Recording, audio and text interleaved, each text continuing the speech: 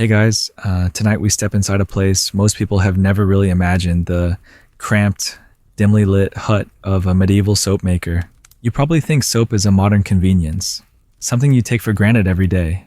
But back then, soap making was a stinky, smoky, and surprisingly risky business that few outsiders ever witnessed. Picture yourself pushing open a rough wooden door, the hinges creaking under centuries of neglect, and stepping into a space smaller than most modern closets. The air is thick with a mixture of burnt fat, smoky wood, and a faint hint of animal musk, as if all the creatures of a medieval farm have been boiled down into this one suffocating room. Candlelight flickers against blackened walls, casting giant shadows that dance and warp like restless spirits. It's quiet, yet somehow loud with the unspoken history etched into every crack and soot stain. The hut doesn't scream its secrets. It hides them, waits patiently, and reveals something unsettling: how people lived and survived in a world without plumbing or soap dispensers, where cleanliness was both a luxury and a hazard. If you think you could last even a day here, think again. The smells alone might send you fleeing before dawn. As you trudge deeper, your senses start to sort through the layers of aroma. There's a faint bitterness from the ashes piled in a corner, a sour tang from spoiled animal fats drying on rough wooden beams, and a strange earthiness that you can't quite place, maybe the herbs crushed in the soap vats, or the lingering scent of boiled hooves. Every inch of this hut is alive with the past smells, a sensory map of labor, patience, and necessity. You feel the rough, uneven dirt floor beneath your feet, occasionally sticky from melted fat that escaped the boiling cauldron, and you notice how the low ceiling forces you to stoop, reminding you that comfort was not part of this trade. The air is heavy, making each breath a deliberate effort, but the smoke curling from the tiny hearth softens the edges of reality like a medieval fog machine. The fire crackles and spits, casting warmth that feels both welcome and threatening. The hut is a sensory paradox, simultaneously claustrophobic and strangely alive. You might expect a sterile, soap-scented sanctuary, but this is far from it. Historians still argue whether these soap-making spaces were more akin to alchemist labs or humble kitchens. But what's clear is that the work was gritty, physical, and demanding. Soap makers weren't just mixing chemicals, they were taming volatile ingredients and navigating a craft that could easily backfire. Literally. Imagine how you'd feel if a single spark could turn your entire workspace into a blazing inferno, or if the pungent odors you create drove your neighbors mad. Yet, this hut stood as a hub of essential life skills in a world obsessed with appearances and riddled with health hazards. You might find it surprising that soap itself was not an everyday commodity for most medieval people. Far from the bubbly indulgence, soap was a luxury often reserved for laundering fine fabrics or for the wealthy's rare bathing rituals. The scent of the soapmaker's hut, ironically, was less about cleanliness and more about managing the less pleasant smells of the ingredients. Animal fats, the cornerstone of soap, came from every farm animal you can imagine: cows, pigs, sheep, even horses. Nothing went to waste. Those fats were boiled and boiled until they liquefied, filling the hut with a greasy haze. The air tasted faintly of burnt hair and meat, a scent that would linger long after the fire died down. You can almost hear the soft hiss of fat bubbling over the cauldron's edge, and if you lean close enough, maybe you catch the crackle of stray ash catching fire on the wooden floor. The lye, another key ingredient, added a whole new dimension of danger and mystery to the space. Made by pouring water through wood ashes, it was a corrosive, caustic substance that could burn the skin or eyes if handled carelessly. Soap makers approached their lye vats with a mixture of respect and fear, knowing a careless splash could cause serious harm. This was not a job for the faint-hearted or the delicate. The process of collecting and filtering ashes was a dirty, dusty affair. So much so that the hut often looked like a mini ash heap, with piles of blackened wood remnants stacked beside the bubbling pots. You might imagine that the smell of burning wood was comforting, but when mixed with rotting fats and acrid lye fumes, the hut's aroma became something altogether different, a pungent blend of necessity and survival. The air here wasn't fresh, it was functional. Despite the unpleasantness, the soapmaker's hut held a kind of hidden magic. Soap, after all, was one of the first household products to bridge the gap between nature and early chemistry, turning raw animal and plant materials into something useful and, occasionally, even pleasant. The craft itself demanded a deep understanding of the materials, precise timing, and careful technique. Mistakes meant ruined batches, or worse, explosions from lye reacting unpredictably, or fires breaking out when fat spilled onto open flames. You can almost feel the tension lingering in the air, the sense that every step had to be measured and cautious, a quiet dance with danger. And yet, amidst this chaos, the Soapmaker was a keeper of cleanliness and health in a world that desperately needed both. The hut also served as a social crossroads, a place where the Soapmaker's family, often the entire household, worked side by side. Children might be tasked with gathering ashes or stirring cauldrons under watchful eyes, while adults managed the delicate balance of ingredients. It was a family trade passed down through generations, a lineage entwined with the rhythms of rural and town life. You might imagine the Soapmaker as a solitary figure, but the reality was more communal. The hut echoed with whispered instructions, quiet laughter, and the occasional curse when a batch went wrong. The faint scrape of wooden tools against metal vats punctuated the slow passage of hours, and the thick atmosphere, heavy with all those smells, was a constant reminder that this place was alive with history, labor, and a kind of stubborn resilience. Oddly, the Soapmaker's hut was also a place of contradiction. While it was essential for producing cleanliness, it was itself anything but clean. Dust settled on every surface, soot coated the walls, and fat splatters dried into crusty patches. The humble wooden table bore scars from decades of chopping and stirring, and yet, you couldn't help but sense a certain pride in this chaotic order, a rough beauty that came from transforming the raw and often unpleasant into something useful and even life-saving. The hut was a workshop of transformation, a laboratory where dirt and grease met fire and water in a daily ritual of survival. So, as you stand there taking in the pungent air, the low light, and the cluttered corners, it's worth remembering that this hut was more than just a workspace. It was a gateway into medieval life, a glimpse into a world where survival depended on mastering the smells, dangers, and rhythms of a craft that has shaped human hygiene for centuries. And if you think the modern bathroom is a sanctuary, think again. This little hut held the raw, smoky beginnings of what cleanliness really meant, born from ashes and animal fat, balanced on the edge of fire and shadow. So, before you get comfortable, take a moment to like the video and subscribe, but only if you genuinely enjoy what I do here. Feel free to drop your location and local time in the comments below. Now, dim the lights. Maybe turn on a fan for that soft background hum. And let's ease into tonight's journey together. You step closer now, eyes adjusting to the flickering shadows, and begin to notice the ingredients arrayed like a bizarre, smelly orchestra, waiting to perform the medieval Soapmaker's symphony.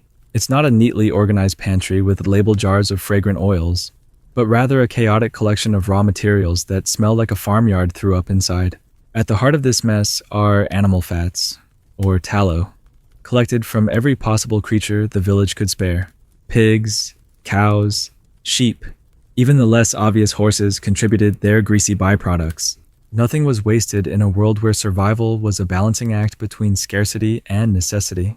You can almost imagine a medieval butcher reluctantly handing over offcuts of fat and odd bits of skin that no one else wanted, knowing they'd soon be melted down to produce something valuable. The fat, once rendered, was a slippery, yellowish liquid that smelled faintly of cooked meat and earth. It was the primary base for soap, the very substance that would eventually meet your skin, albeit after a long journey. Next to the tallow, you spy heaps of wood ash, gray and powdery like snow fallen from a long-dead forest. This was the key ingredient for making lye, the caustic agent that turned fat into soap through a process called saponification. Ash came from burning hardwoods, oak, beech, or ash itself, and was collected painstakingly by children and adults alike. They would sift and soak the ashes in water to create a lye solution potent enough to break down the fat molecules. But handling lye was a bit like playing with fire if you weren't careful. It could cause painful burns or even blindness. The Soapmaker had to be part chemist, part acrobat, carefully balancing the proportions while avoiding accidents. There was no such thing as a lab coat or safety goggles here. The protection was experience and caution. Historians still argue whether the exact lye recipes varied drastically from region to region, or if some secret formulas passed down through guilds created superior soap.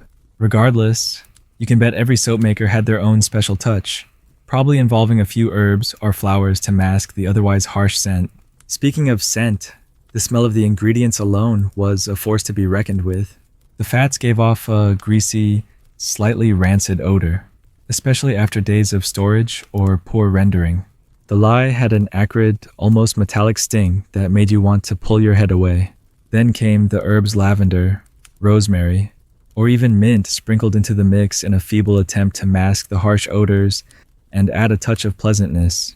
But even those delicate scents struggled to break through the heavier smells of smoke and burnt wood that permeated the hut. Perfume in medieval times was less about personal hygiene and more about camouflaging the inevitable scents of daily life. And soap makers knew this all too well. Their product was a compromise, designed to clean but never quite able to overcome the earthy, smoky reality of their raw materials. You might smile now, imagining a medieval soap ad promising fresh mountain air in every bar. Instead, it was more like a hint of forest floor with a smoky aftertaste. Beyond the fats and ashes, the soap makers sometimes incorporated other materials that might seem strange to a modern nose. Animal bones were boiled to create gelatinous byproducts, occasionally used to add body to the soap or as binding agents. Some recipes included oat husks or crushed shells for mild abrasiveness. Long before scrubbers or loofahs existed, there was also the odd addition of quicklime, a substance so reactive it had to be handled with extreme care. The chemical dance inside the cauldrons was complex and fraught with risk. Too much quicklime, and the mixture became unstable. Too little, and the soap was soft and useless. These variations gave rise to endless experimentation, and the soap maker's reputation depended on perfecting the balance. Water, although abundant in many regions, was surprisingly precious for the soap maker's craft. Clear, soft water was ideal, as hard water filled with minerals could ruin batches by causing soap to curdle or become ineffective. Soap makers often had to carry water from wells or streams, a chore that might fall to children or helpers. This constant search for good water was a small but essential part of the soap-making routine, sometimes dictating where a soap maker set up shop. If the water was poor quality, the soap would fail. No matter how skilled the maker, it's a reminder that even the simplest seeming crafts were entangled with the land and its natural resources in ways most people today never consider. The soap maker's tools were modest but vital. Heavy wooden spoons or paddles, blackened metal cauldrons, and rough stone molds were all pressed into service. The stirring was a constant, rhythmic task, often lasting hours as the thickening mixture slowly transformed under heat and constant attention. You might imagine a soap maker lazily stirring a pot, but the reality was grueling. The mixture could blister hands and wear down arms, and even a brief distraction could mean disaster. Sometimes the cauldron overheated and boiled over, sending clouds of acrid steam into the hut, forcing everyone to flee until the air cleared. The blackened walls bore witness to countless such episodes, stained by smoke and grease. And then there were the molds, usually wooden boxes lined with leaves or cloth to help release the hardened soap. These molds determined the shape and size of the final bars, often simple rectangles, but sometimes more decorative forms for wealthier clients. After pouring, the soap had to sit and cure for weeks, drying and hardening before it was fit for use. This waiting period meant the soap maker had to plan well ahead, juggling production and demand in a delicate economic balance. Sometimes soap was sold in local markets. Other times, it was bartered for other goods, like cloth or food. Soap was both a commodity and a household necessity, albeit one often out of reach for the poorest. Soap makers also experimented with adding plants and flowers, not only for fragrance but because of folk beliefs about their healing or protective properties. Chamomile was said to soothe the skin, rosemary to ward off evil spirits, and lavender to calm the nerves. Whether or not these effects were real, they added a layer of meaning and ritual to the process. Soap making, in many ways, was a blend of practical craft and folk magic, entwined with the daily hopes and fears of the people. Some soap makers kept secret recipes guarded closely, passing them only to trusted apprentices. Historians still debate how widespread this secrecy was, whether soap-making knowledge was a communal craft or a closely held trade secret that defined guild power. The medieval soap maker's ingredient list wasn't just a chemistry set. It was a map of medieval life. Every bit of animal, wood, and herb represented a connection to the natural world and the economy of scarcity and reuse. Nothing was wasted because nothing could be afforded to be. This thrifty ethos meant the soapmaker's hut was a place where survival and craft met, where the rough edges of life were smoothed down, if only slightly, by the humble bar of soap. So, as you breathe in the layered scents of fat, ash, herbs, and smoke, you begin to appreciate that soap making was as much about managing odors and risks as it was about cleanliness. The ingredients were humble, sometimes unpleasant, but vital. You wouldn't want to live in this hut or work this job, but the world would have been a lot messier without the soapmaker's strange alchemy, turning ashes and grease into something approaching purity. You step cautiously into the dim, creaking mill house as twilight falls, the shadows deepening and the familiar hum of the machinery replaced by an eerie stillness. The air is thick with flour dust and a faint chill that seeps through the weathered timbers, stirring ancient fears that linger like ghosts among the grinding stones and wooden gears. You hear tales whispered by villagers, stories of spectral figures glimpsed in moonlight, footsteps echoing along empty corridors, and unexplained noises that set the hairs on the back of the neck standing upright. The mill, so vital and lively by day, takes on a mysterious, almost haunted character when darkness descends, becoming a place where the boundaries between the natural and supernatural blur. You probably won't find comfort here after dark, where the shadows seem to move and the silence speaks of secrets too old to forget. The mill house's wooden floors groan underfoot, and you imagine the weight of countless footsteps echoing through centuries, some belonging to millers long gone. The creaks and sighs of the timbers could be the building settling or something more. Local legends tell of millers who vanished mysteriously, their spirits said to haunt the stones they once tended. You sense the mill's history alive in these tales, a repository of human experience that includes not only labor and survival, but also loss, fear, and the unknown. You think about the night shifts when millers worked late into darkness, their eyes adjusting to flickering candlelight and the mill's strange acoustics. Sounds like the grinding of stones or the turning of gears take on new meanings in the quiet hours, sometimes mistaken for footsteps or whispers. You imagine the loneliness and heightened senses of those nocturnal workers, attuned to every creak and rustle, wary of dangers both physical and spectral. The mill's isolated location often contributed to its haunted reputation. Standing alone near rivers or fields, it was a solitary sentinel on the edge of village life, surrounded by wilderness that stirred fears and superstitions. The mill house was a place of both refuge and unease, a threshold between civilization and the unknown. Villagers avoided it at night, leaving the miller to confront silence and shadow alone. You recall stories of objects moving inexplicably, tools misplaced, and doors opening on their own within the mill house. Some attribute these phenomena to restless spirits, others to mischievous animals or natural causes amplified by imagination. Whatever the truth, these accounts add a layer of mystery and caution to the miller's nighttime routine, reminding you that the mill was more than just wood and stone. It was a place alive with unseen forces. Historians note that many medieval mills had superstitions and protective rituals designed to ward off ghosts and evil spirits. Carvings of crosses or saints, salt sprinkled at thresholds, and prayers said before work were common. You imagine the miller performing these rites, blending faith with practical caution in an attempt to secure safety and peace. The spiritual dimension of milling was as real as the mechanical, shaping the miller's experience in profound ways. You sense the mill's role as a liminal space, a threshold between day and night, life and death, the known and the mysterious. Its grinding stones symbolize continuity and change, while its shadows hold the stories of those who lived and died within its walls. The mill's haunted reputation reflects deep human concerns about mortality, memory, and the unseen world. You probably won't find solace in the mill house at night unless you acknowledge its complex layers of history and belief.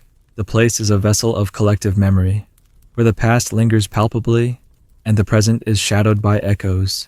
The mill's silence is not empty, but filled with presence, a reminder of lives intertwined with grain and stone. You consider how these ghost stories and haunted tales serve social functions, offering explanations for misfortune, reinforcing community bonds through shared narrative, and providing moral lessons about respect and care. The mill's supernatural lore is part of its identity, enriching its place in village life. You imagine the miller's own relationship with these stories balancing skepticism and belief, practicality and tradition. The miller navigates a world where faith and fear coexist, where machinery and mystery intertwine. This duality shapes the miller's daily existence, infusing the work with meaning beyond the material. The mill's ghostly tales also connect to broader medieval views of the supernatural, where spirits, demons, and divine forces interacted with the human realm. The mill is a focal point where these interactions seem particularly intense, a place charged with spiritual significance. You reflect on the psychological impact of working in such a space, the interplay of isolation, darkness, and the mill's noises fueling imagination and anxiety. The miller's resilience includes not just physical endurance, but mental fortitude against unseen fears. As night deepens, you feel the mill's timeless presence enveloping you, a place where the boundary between history and legend blurs, where the grinding stones turn slowly in the moonlight, carrying stories of labor, life, and the lingering touch of ghosts. As the hours press on inside the Soapmaker's hut, your attention turns to the star of the show, the lye. This strange, almost mystical substance is what transforms raw animal fat into soap. Yet it remains one of the most treacherous ingredients in the medieval soapmaker's arsenal. Lye wasn't bottled or branded like it is today. It was made fresh, often daily, by pouring water over heaps of hardwood ashes and collecting the resulting alkaline liquid. The process was messy, smelly, and unpredictable. You can almost see a younger helper carefully ladling the cloudy, grayish liquid into a separate container, praying it's not too strong or too weak. The wrong concentration meant a ruined batch, or, worse, chemical burns.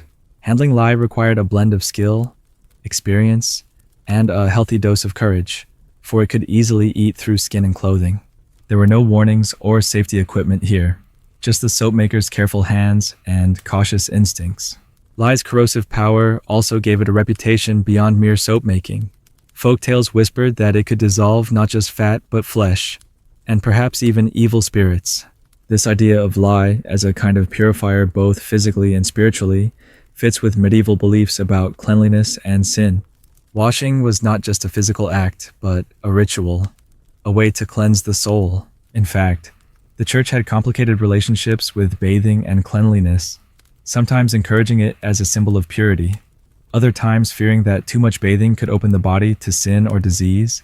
The soapmaker, therefore, worked at the crossroads of practical hygiene and spiritual symbolism, crafting a product that was as much about faith as function. Historians still argue whether soap's early popularity was driven by health concerns or religious rituals, but it's clear the two were deeply intertwined. Making lye was itself a laborious and somewhat mysterious process. Ashes had to be carefully collected from burning specific types of wood, primarily hardwoods, because they produced the strongest alkali. The soapmaker's helpers would sift through ashes, separating the purest from charred wood bits or dirt, often in cold, damp conditions. Then, the ashes were packed into barrels or wooden troughs lined with straw or cloth to filter out debris, and rainwater or well water was poured through. The liquid collected at the bottom was the lye water, a caustic, slightly translucent solution with a sharp, biting smell. The quality and strength of this lye could vary dramatically depending on the ashes and water source, which meant each batch of soap was a gamble.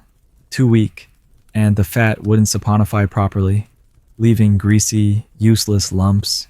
Too strong, and the soap could be harsh, brittle, or even dangerous to use. The soapmaker was a master of balancing these variables, learning from experience and intuition as much as from any written recipe. The process also carried risks beyond skin burns. The reaction between lye and fat was exothermic, meaning it released heat. If the soapmaker wasn't vigilant, the mixture could overheat, bubble up, or even erupt, sending scalding liquid flying. The hut's wooden floor and walls bore the scars of many such mishaps, blackened scorch marks and splatters that told silent stories of near disasters. You might imagine the soapmaker shouting warnings or swearing under breath, but more likely the room filled with tense silence as everyone watched the cauldron carefully, knowing the danger was always just a slip away. Fire hazards in these small spaces were constant, not only from the open hearth, but from the volatile reactions bubbling in the pots. A stray spark could ignite the greasy vapors, turning the hut into a fiery trap. Soap makers lived with this risk daily, their livelihood literally hanging by a thread of flame and patience. Curiously, the chemistry of lye production and soap making was known in a practical, hands-on way, long before it was ever written down scientifically. The craft was passed down through apprenticeships, oral traditions, and trial and error. The lack of formal chemical knowledge didn't stop soap makers from becoming skilled alchemists of sorts, intuitively adjusting ingredients and timing to perfect their batches. The idea that everyday people manage complex chemical processes in this way is a humbling reminder that science often starts in humble workshops and kitchens, and it makes you wonder how many generations of soap makers quietly carried on these delicate dances of ash and fat without ever fully understanding the forces they wielded. The alkali in lye was not just a soap ingredient, it also found use in other medieval crafts and household chores. It helped in tanning leather, cleaning wool, and even in early forms of glass making. Its caustic properties made it a sort of multi-tool chemical, indispensable but dangerous. This versatility may explain why some soap makers held a privileged position in their communities, acting as informal chemists who could supply a variety of essential products. Yet, despite its usefulness, lye was feared and respected, much like fire or venom. Stories of burns and injuries circulated widely, adding to the aura of mystery surrounding the soap maker's trade. The smell of lye water added another pungent note to the already complex aroma of the soap maker's hut. Sharp, almost biting. It could make your eyes water if you lingered too long. This smell clashed with the other scents in the hut, the smoky wood, the rancid fat, and the faint hints of herbs. Together, they created a symphony of odors that might make modern noses recoil. But for medieval inhabitants, it was the familiar smell of productivity and craft. Some soap makers tried to mask the harsher scents by adding fragrant herbs or flowers, a practice that added layers of complexity to the soap's final fragrance. Lavender and rosemary were favorites, believed not only to improve the smell, but to imbue the soap with protective or healing properties. The lye making process also had its quirks and oddities. For instance, soap makers sometimes tested lye strength by floating a raw egg or a potato. In the solution, the egg would float at just the right concentration. Such folk methods underscore how much of the craft was grounded in hands-on experience and observation rather than abstract theory. The balance between too strong and too weak was delicate, and errors could spoil entire batches. This unpredictability meant soap making was as much art as science, with each soap maker developing personal tricks and secrets to improve consistency. Some recipes even called for adding animal bones or specific plant ashes to adjust the lye's strength or texture. Though historians still debate how widespread these practices were, in the midst of this complex and risky chemistry, soap makers had to remain calm and focused. There was no room for mistakes or haste. Every step mattered, from the selection of ashes to the timing of mixing and stirring. The craft demanded patience, skill, and respect for the volatile nature of the materials. The lye vat simmered with dangerous potential, a reminder that cleanliness had a price, and that the boundary between cure and harm was often razor thin. As you stand in this smoky hut, surrounded by the hiss and crackle of boiling fat and lye, you can almost feel the centuries of experience embedded in the rough hands of the soap maker, the quiet concentration, and the ever-present awareness of risk. And yet, despite all the dangers and unpleasantness, the soap maker's mastery over lye was a critical step in advancing medieval hygiene and craft. This dark, alkaline liquid was the key to transforming the raw, greasy fats into something that could clean clothes, fabrics, and occasionally skin. It was a chemical magic that bridged the gap between raw nature and human needs, shaping the way people lived and cared for themselves long before modern conveniences arrived. So, next time you hold a bar of soap, remember the alchemy of lye, the dangerous dance of ash and water, and the medieval hands that tamed it in smoky huts like this one. You might expect soap to have been the unsung hero of medieval hygiene, washing away dirt and disease with ease. But reality tells a different story. Soap was often more luxury than necessity, a curious oddity in a world where washing was infrequent, and the very idea of cleanliness was tangled up with superstition, social customs, and practical limits. Most people didn't bathe regularly, in fact. Bathing too often was sometimes thought dangerous or even sinful. Public bathhouses existed, but were controversial spaces, frequently associated with vice or disease. Soap itself was expensive and not always trusted. Some believed it stripped the body's natural protections, or that the smell of soap was worse than the dirt it masked.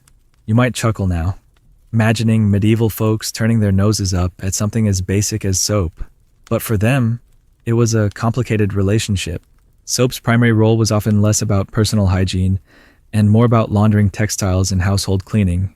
Clothing, bedding, and other fabrics required regular washing to keep away pests and odors.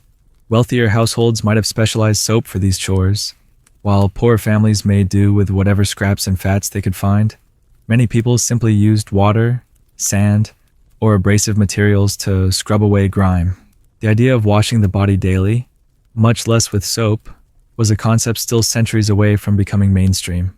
In some regions, soap was so rare that people reused the same bar for months, scraping shavings off the edges to stretch it further. Hygiene was a patchwork of habits, beliefs, and access, and soap was just one piece of the puzzle. The soapmaker's role in this hygiene landscape was both essential and paradoxical.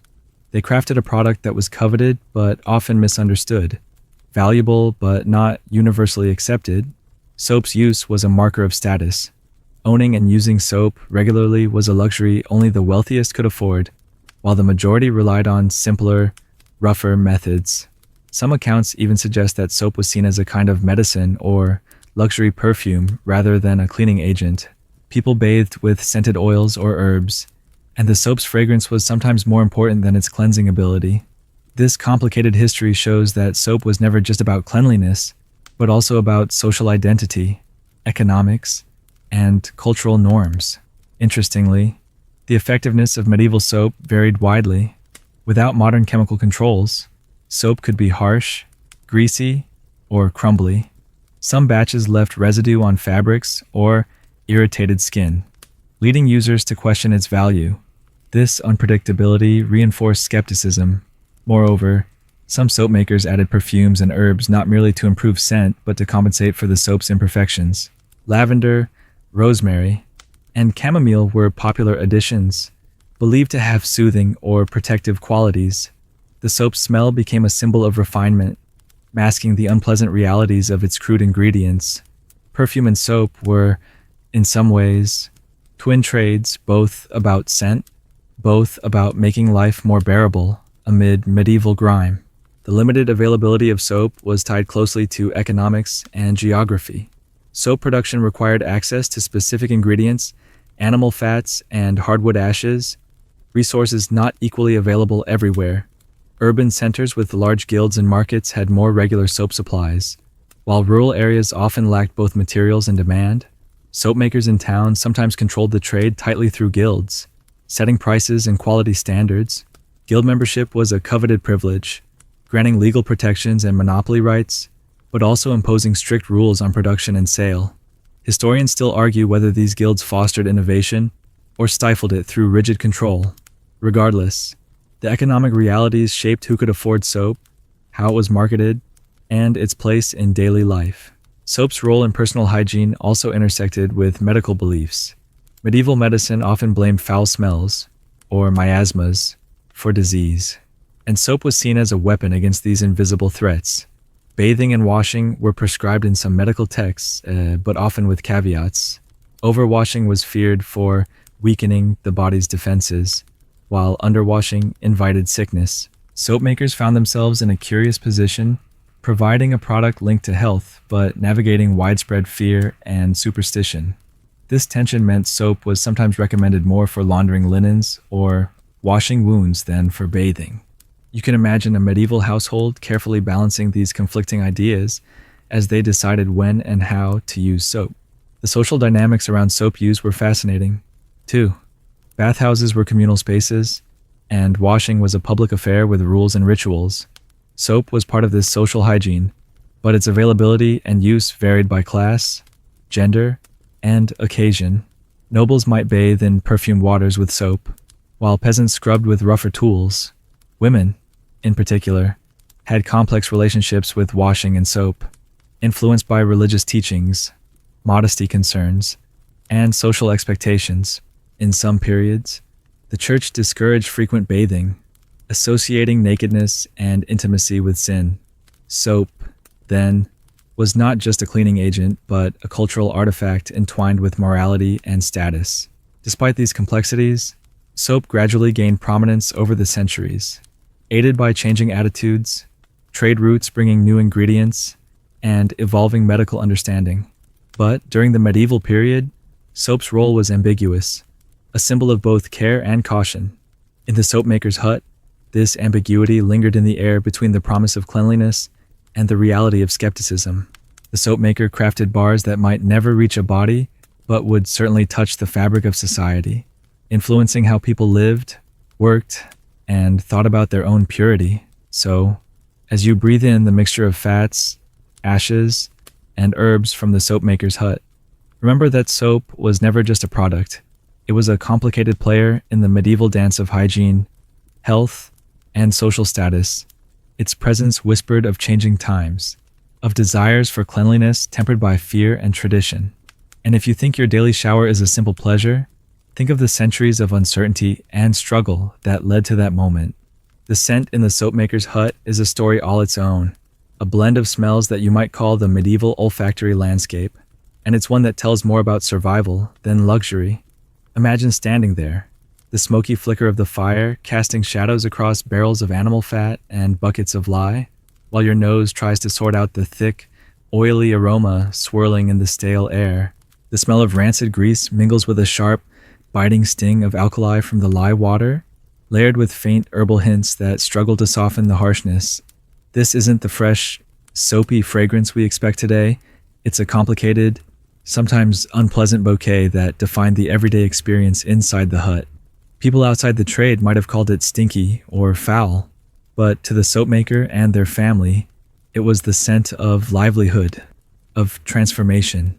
The medieval world was no stranger to strong odors. Cities and villages brimmed with the smells of open sewers, livestock, garbage, and smoke. Bathing was infrequent, and washing clothes was often done outdoors with rough soaps or natural abrasives. So, the role of scent in this environment was not simply about masking dirt, but about managing the constant presence of smell itself.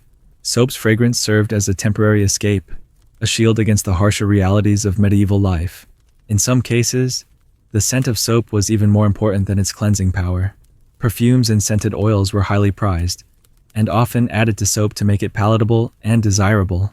Some soap makers might have been more perfumers than chemists, crafting bars infused with lavender, rose, or rosemary to please the senses and hide the gritty origins of their product. This sensory balancing act extended to the users, too. For many, washing wasn't primarily about removing grime, but about projecting social status or participating in rituals of cleanliness linked to religion and culture. The scent you wore could announce your class or refinement. Nobles surrounded themselves with fragrances that signaled wealth and taste, while peasants made do with whatever they had. Historians still debate whether soap's fragrance was deliberately crafted to attract customers or simply a practical necessity to counter unpleasant base smells.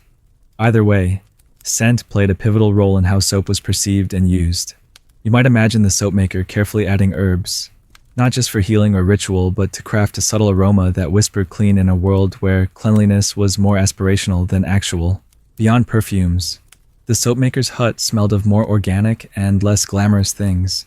Animal fats released strong odors as they rendered, often described as gamey or meaty. This smell was unavoidable and lingered on clothes, hands, and the air itself. Rendering fat was a slow process involving boiling and skimming, and if done improperly, the smell could turn sour or rancid. The soapmaker and their family became accustomed to these odors, but outsiders might have been repelled. Then there was the smoke from the hearth, a constant companion, filling the hut with a warm, resinous aroma, but also making eyes water. Smoke was the necessary evil that fueled the fires for boiling fats and lye, and its scent became inseparable from the craft itself. Interestingly, medieval people were keenly aware of the power of scent beyond mere hygiene. Aromas were believed to influence mood, health, and even spiritual well-being. Church incense, fragrant herbs, and perfume waters all played roles in rituals and daily life. Soap's fragrance, therefore, was more than a cover-up.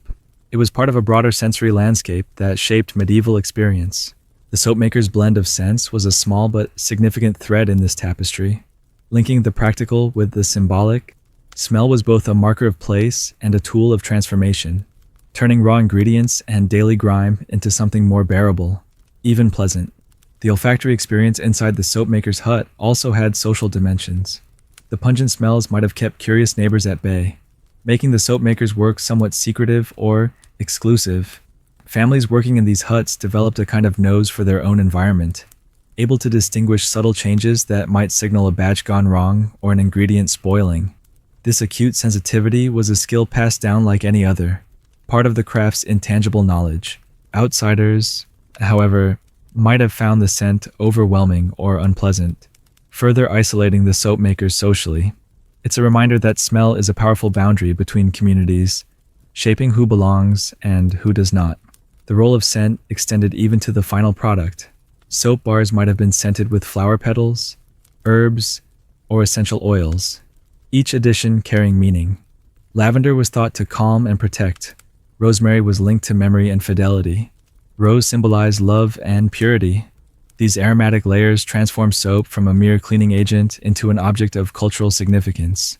The sensory experience of washing thus became a ritual, connecting the user with nature, health, and spirituality. Even if the soap's cleansing power was limited by modern standards, its fragrance offered comfort and a sense of renewal. This delicate balance between function and feeling was a hallmark of medieval domestic life.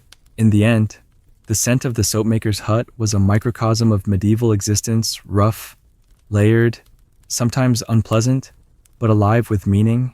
It was the smell of a craft deeply connected to survival, economy, and culture.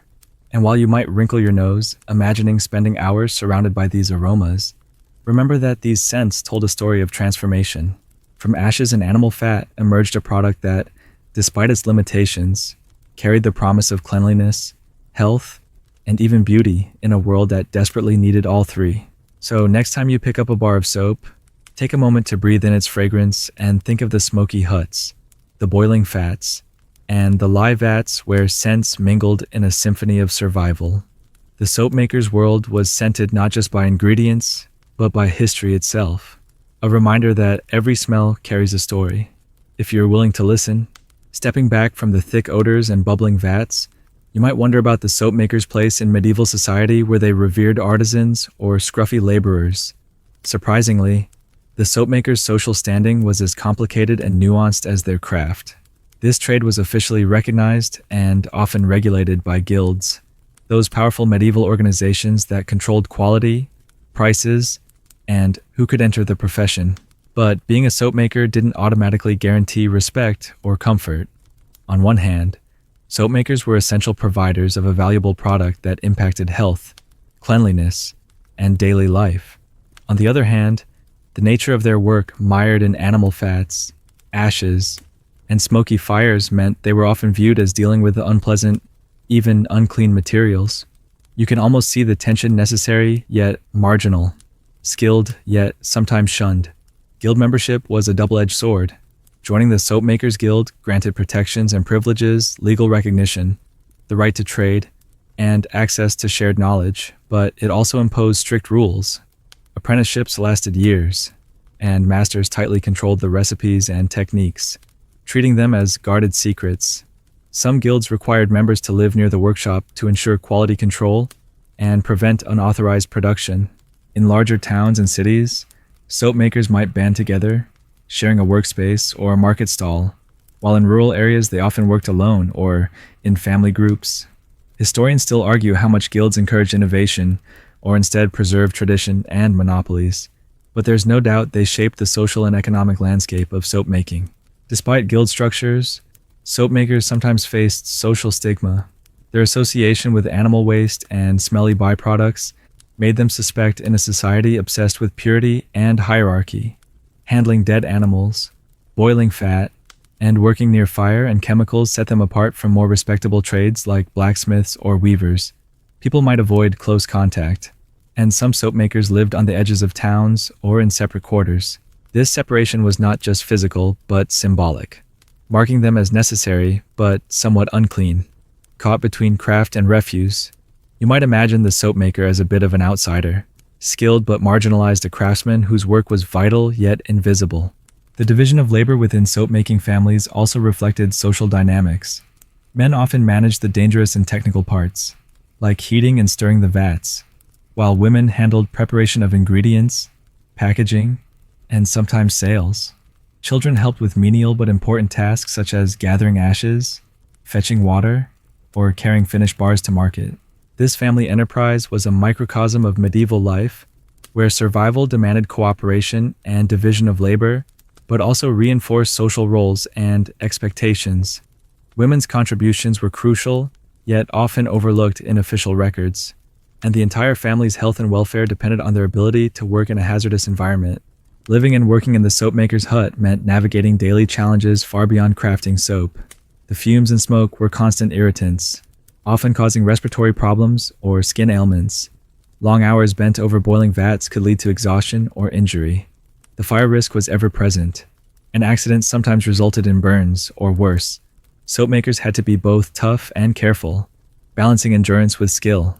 Their resilience was a testament to the harsh realities of medieval crafts, where success meant mastering danger as much as technique. In some towns, soapmakers formed close-knit communities, supporting one another in trade disputes, guild politics, or economic downturns. They might share resources like wood for firing their hearths, or band together to lobby local authorities for favorable market conditions. This solidarity helped soapmakers withstand the fluctuations of supply and demand, seasonal work cycles, and competition from imported soaps or alternative cleaning products. The soap trade was vulnerable to broader economic forces. Wars disrupted supply chains, poor harvests limited animal fats, and changing fashions influenced demand.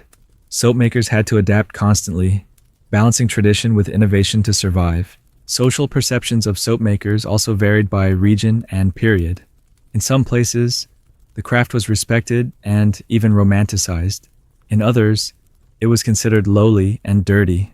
Folklore often cast soapmakers in ambiguous roles, sometimes as wise artisans with secret knowledge, other times as suspicious figures dabbling in strange alchemy. These stories reflected broader cultural tensions about cleanliness, purity, and the body. Soapmakers stood at the crossroads of these anxieties, making their trade a site of both practical necessity and symbolic meaning. You might imagine villagers whispering about the stink makers while relying on their products daily, a paradox that defined much of medieval life. Economic status among soapmakers was equally mixed.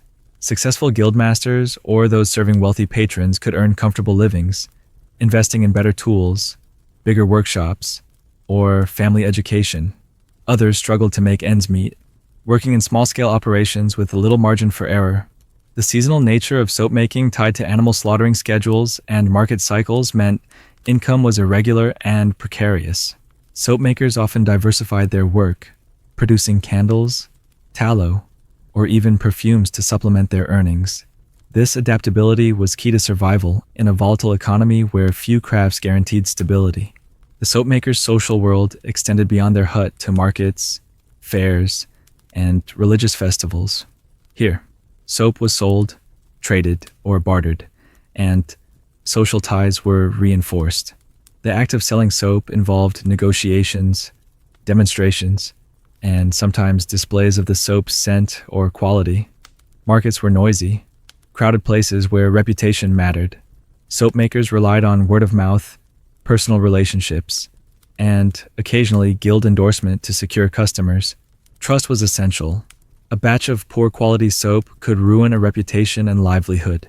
You might picture a soap maker proudly offering samples, explaining their secret herbs, or calming worried buyers. This public aspect of the craft contrasted sharply with the secretive, smoky solitude of the hut itself. Religion also played a subtle role in shaping soapmakers' social status. Cleanliness was linked to spiritual purity in many medieval Christian teachings.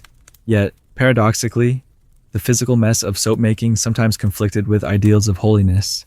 Soap makers might participate actively in church life, donating to parishes or sponsoring religious events, seeking to elevate their social standing. In some cases, guilds had chaplains or held patron saint celebrations, blending craft and faith.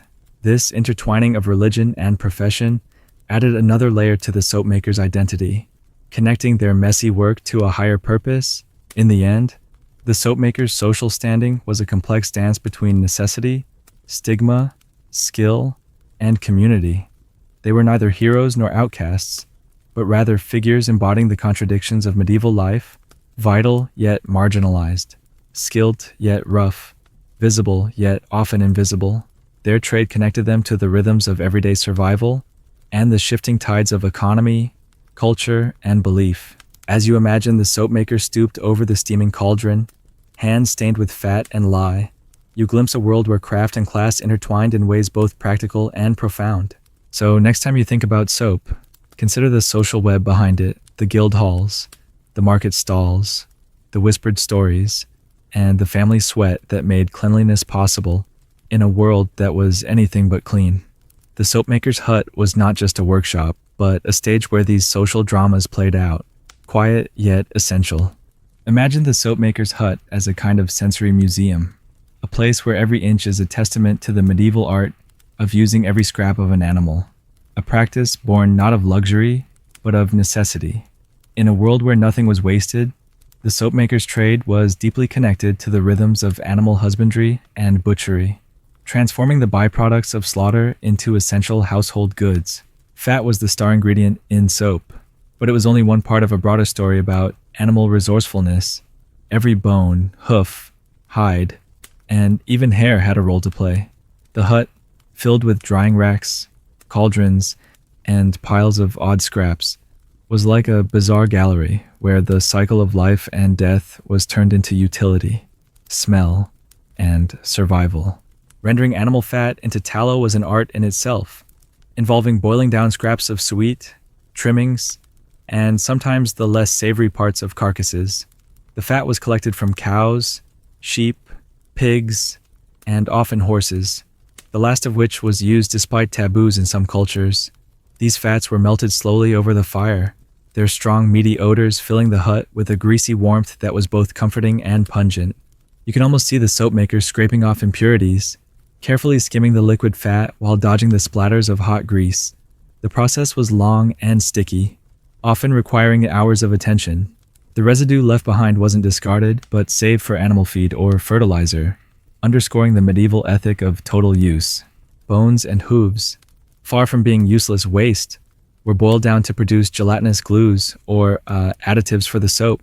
This slow simmering released collagen and other substances that help bind the soap mixture or improve its texture. The smell of boiling bones was strong and slightly sweet, a strange contrast to the sharper smells of burning fat and lye. The soapmaker's family would know this scent well, associating it with progress and productivity rather than decay. Hair and bristles might be collected for stuffing mattresses or making brushes, again demonstrating the multi-use mindset that permeated medieval craft. The hut also housed strange-looking containers filled with scraps that modern eyes might find unsettling: bags of hooves, piles of feathers, and buckets of blood mixed with water. Some of these materials were used in secondary soap-making processes or combined with herbs for medicinal or ritual purposes. Blood, for example, was sometimes believed to have protective or healing qualities when mixed into soaps or ointments, a belief rooted in folk medicine and superstition. The blending of practical craft with mystical ideas was typical of medieval life, where science and magic often coexisted uneasily. These animal byproducts contributed to the hut's unique, sometimes overwhelming smellscape. The mingling aromas of cooked flesh, simmering bones, rancid fat, and pungent lye created an atmosphere that outsiders might find unbearable. Yet, for the soapmaker's family, it was a familiar and necessary environment, a reminder that their craft was rooted in the natural world and the cycle of life and death. This connection gave their work a certain dignity, even if the wider society viewed them with a mix of necessity and distaste.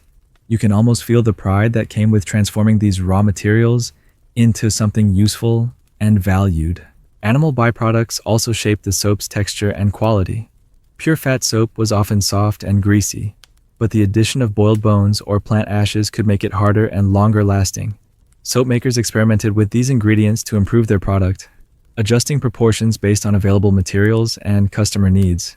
Historians still debate the exact recipes used, as many were closely guarded family secrets or guild-protected knowledge. This secrecy added an air of mystery to the craft, with soap makers sometimes seen as alchemists turning animal waste into purity. The use of every animal part was not only practical, but economic.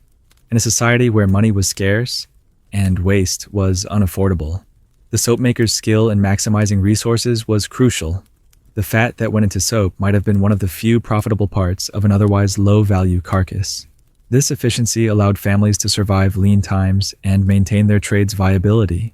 The soap maker's hut, with its strange smells and cluttered workspaces, was a microcosm of this economic reality, a place where survival depended on ingenuity and resourcefulness. The ethical and cultural attitudes toward these practices varied. In some regions, using horse fat or blood in soap was taboo or even illegal, reflecting religious or social prohibitions. In others, such ingredients were accepted or even prized for their supposed superior qualities.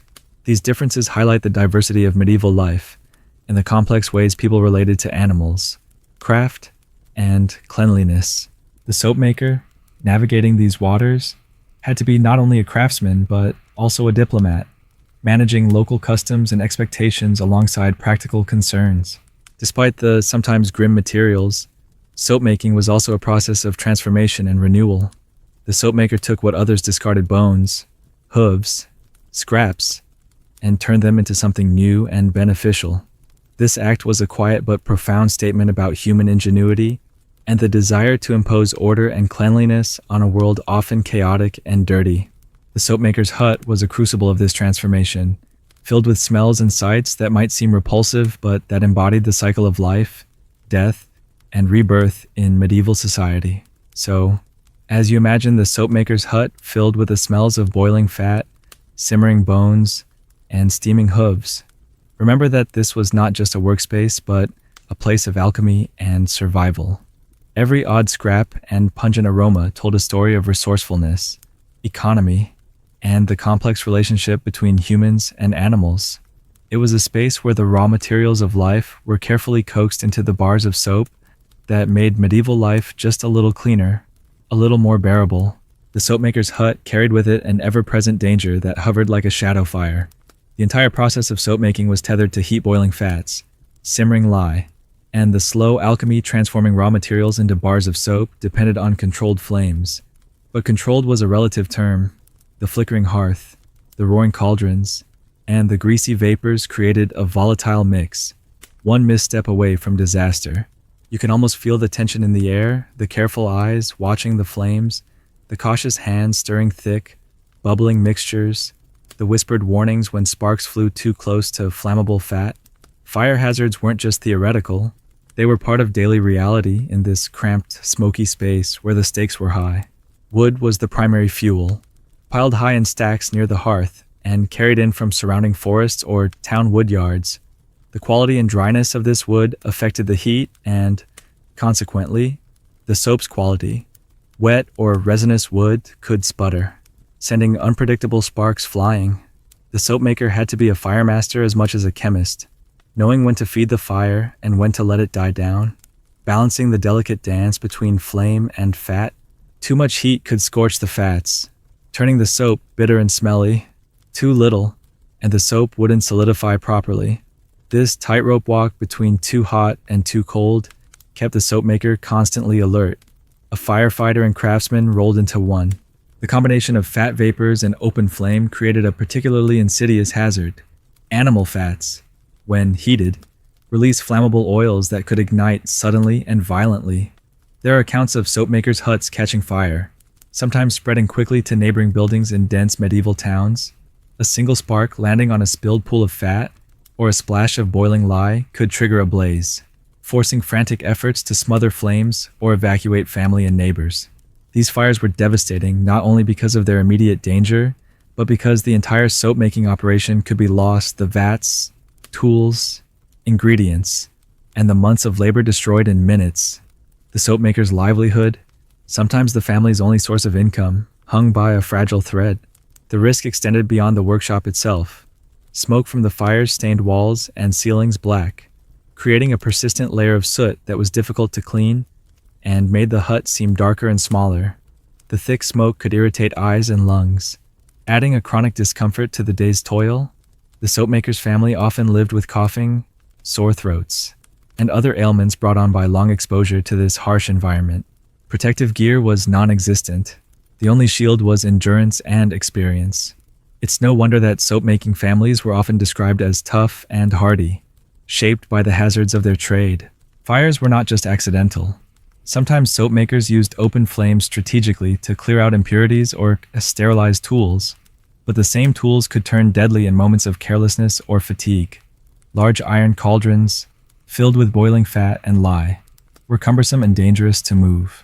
Spills were common, and a splash of boiling liquid on skin could cause severe burns. Soap makers learned quickly to respect these hazards, developing rituals of caution and cooperation. Children and apprentices were taught to stay clear of hot surfaces, to handle tools properly, and to watch the flames with unblinking eyes. The hut was a place where danger was normalized, woven into daily routines. Smoke also played a curious role in the soap-making process. It helped preserve some ingredients, like herbs, which were dried and smoked to enhance their properties. The smoky atmosphere added to the sensory experience, intertwining with the aromas of fats and lye to create the unique bouquet of the hut. While smoke was a necessary byproduct of heating, it also complicated the environment, making the air thick and sometimes suffocating. Soap makers often had to open small windows or doors to ventilate the hut, but this brought in cold drafts that could chill the cauldrons or disrupt the curing soap. Ventilation was a delicate balance, and poor airflow could spell disaster for the batch. The risk of fire shaped the architecture and layout of the soap maker's hut. Walls were often built with thick wood or stone to resist flames, and hearths were placed carefully to minimize danger. Floors were sometimes lined with stone slabs or packed earth to reduce the chance of sparks igniting debris. Storage areas for flammable materials like fats and lye were kept separate from the fire, though space constraints meant they were often perilously close. Soap makers learned through bitter experience which arrangements worked best, passing these lessons down through generations. Yet, despite all precautions, fire remained a constant threat, a reminder that their craft was as much about control as risk. The psychological impact of living with fire danger was profound. Soap makers and their families had to be vigilant not just during work but all day long, ready to respond to signs of smoke or heat. Nights could be restless, with worries about embers reigniting or sparks blowing into dry wood piles. Fires could destroy not only property but also lives, making the hut both a place of creation and potential tragedy. This tension permeated the soap maker's identity, forging a culture of caution, resilience, and respect for the elemental forces at play. Yet, despite these dangers, soap making persisted and even thrived. The fire was both a tool and a threat, shaping every aspect of the craft. It demanded skill, courage, and respect, qualities that defined the soap maker's role in medieval society. You can almost hear the crackle of flames, smell the smoke and boiling fat, and feel the heat pressing against the walls, a constant reminder that cleanliness came at a fiery cost. So, as you stand in this smoky, cramped hut, surrounded by flickering shadows and the smell of burnt fat, remember that the fire was both a creator and destroyer. It transformed raw materials into soap, but it also threatened to consume everything. This delicate balance between creation and destruction was the heartbeat of the soap maker's world, a fiery rhythm that shaped their craft, their lives, and the very fabric of medieval cleanliness. The soap maker's hut, dense with the smells of fat and lye, often echoed with a less visible but equally potent social dynamic gender roles that shaped every aspect of the craft. Contrary to some modern assumptions that soap making was solely a man's job, the reality was far more complex and varied across time and place. Women were deeply involved, sometimes as the primary soap makers within households, while men might handle the heavier or more dangerous tasks. Children, too, were active participants, learning the craft from a young age. This division of labor reflected broader medieval gender norms, where work was divided not only by skill, but by societal expectations and physical capacity. The hut was a family theater of cooperation and hierarchy. each member playing a role in this essential, yet demanding, trade. Women often manage preparatory and finishing tasks, gathering and preparing herbs, packaging soap bars, and sometimes selling the finished product at markets. Their work required knowledge of herbs and scents, an understanding of customer preferences, and skills in negotiation and trade. These roles allowed women to exercise influence and autonomy within the household economy, especially in rural areas where family businesses were common. Soap making was one of many domestic crafts where women's contributions were crucial, but rarely documented officially. The soapmaker's wife or mother might be the unsung expert behind a successful batch, her knowledge passed down orally through generations. You can imagine her deft fingers wrapping soap in cloth or herbs, her keen nose judging scent and quality. Men typically undertook the physically demanding and hazardous aspects, chopping and rendering animal fat, stoking fires, stirring boiling vats, and handling lye. These tasks required strength and endurance, qualities prized in the patriarchal structures of medieval society, but they also demanded skill and caution, as mistakes could cause burns or spoil entire batches. Apprenticeships often focused on these technical skills, with boys learning to manage the cauldron and fire under a master's watchful eye. Despite the dangers, men's work in soap making was seen as a respectable trade, often linked to guild membership and social status. This division reinforced the gendered view of labor, with men performing public skilled work and women managing domestic or supportive roles. Children played vital but varied roles, often dictated by age and family need. Young helpers collected ashes, fetched water, or prepared herbs, while older children might assist in stirring or packaging. Learning the craft was a slow process, and childhood was a training ground for future soap makers. The soapmaker's hut was, therefore, not just a workplace, but a classroom, a space where knowledge was transmitted through observation, imitation, and hands-on experience. This early involvement shaped children's identities and future prospects, embedding them in the economic and social fabric of the craft.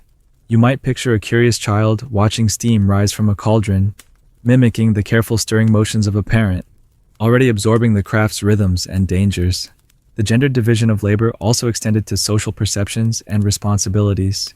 Women's roles, though essential, were often undervalued in official records and guild structures. While men could become masters and hold guild offices, women's contributions were mostly informal, hidden within the household or the marketplace. This invisibility reflects broader medieval attitudes toward women's work, which, despite its importance, was often marginalized. Yet, within the intimate space of the hut, women's knowledge and management were indispensable. Their understanding of herbs, scents, and customer preferences influenced soap quality and sales, making them key players behind the scenes. Religion and cultural norms shaped these gender roles in soap making as well. Ideas about modesty, purity, and propriety influenced who could perform certain tasks and how.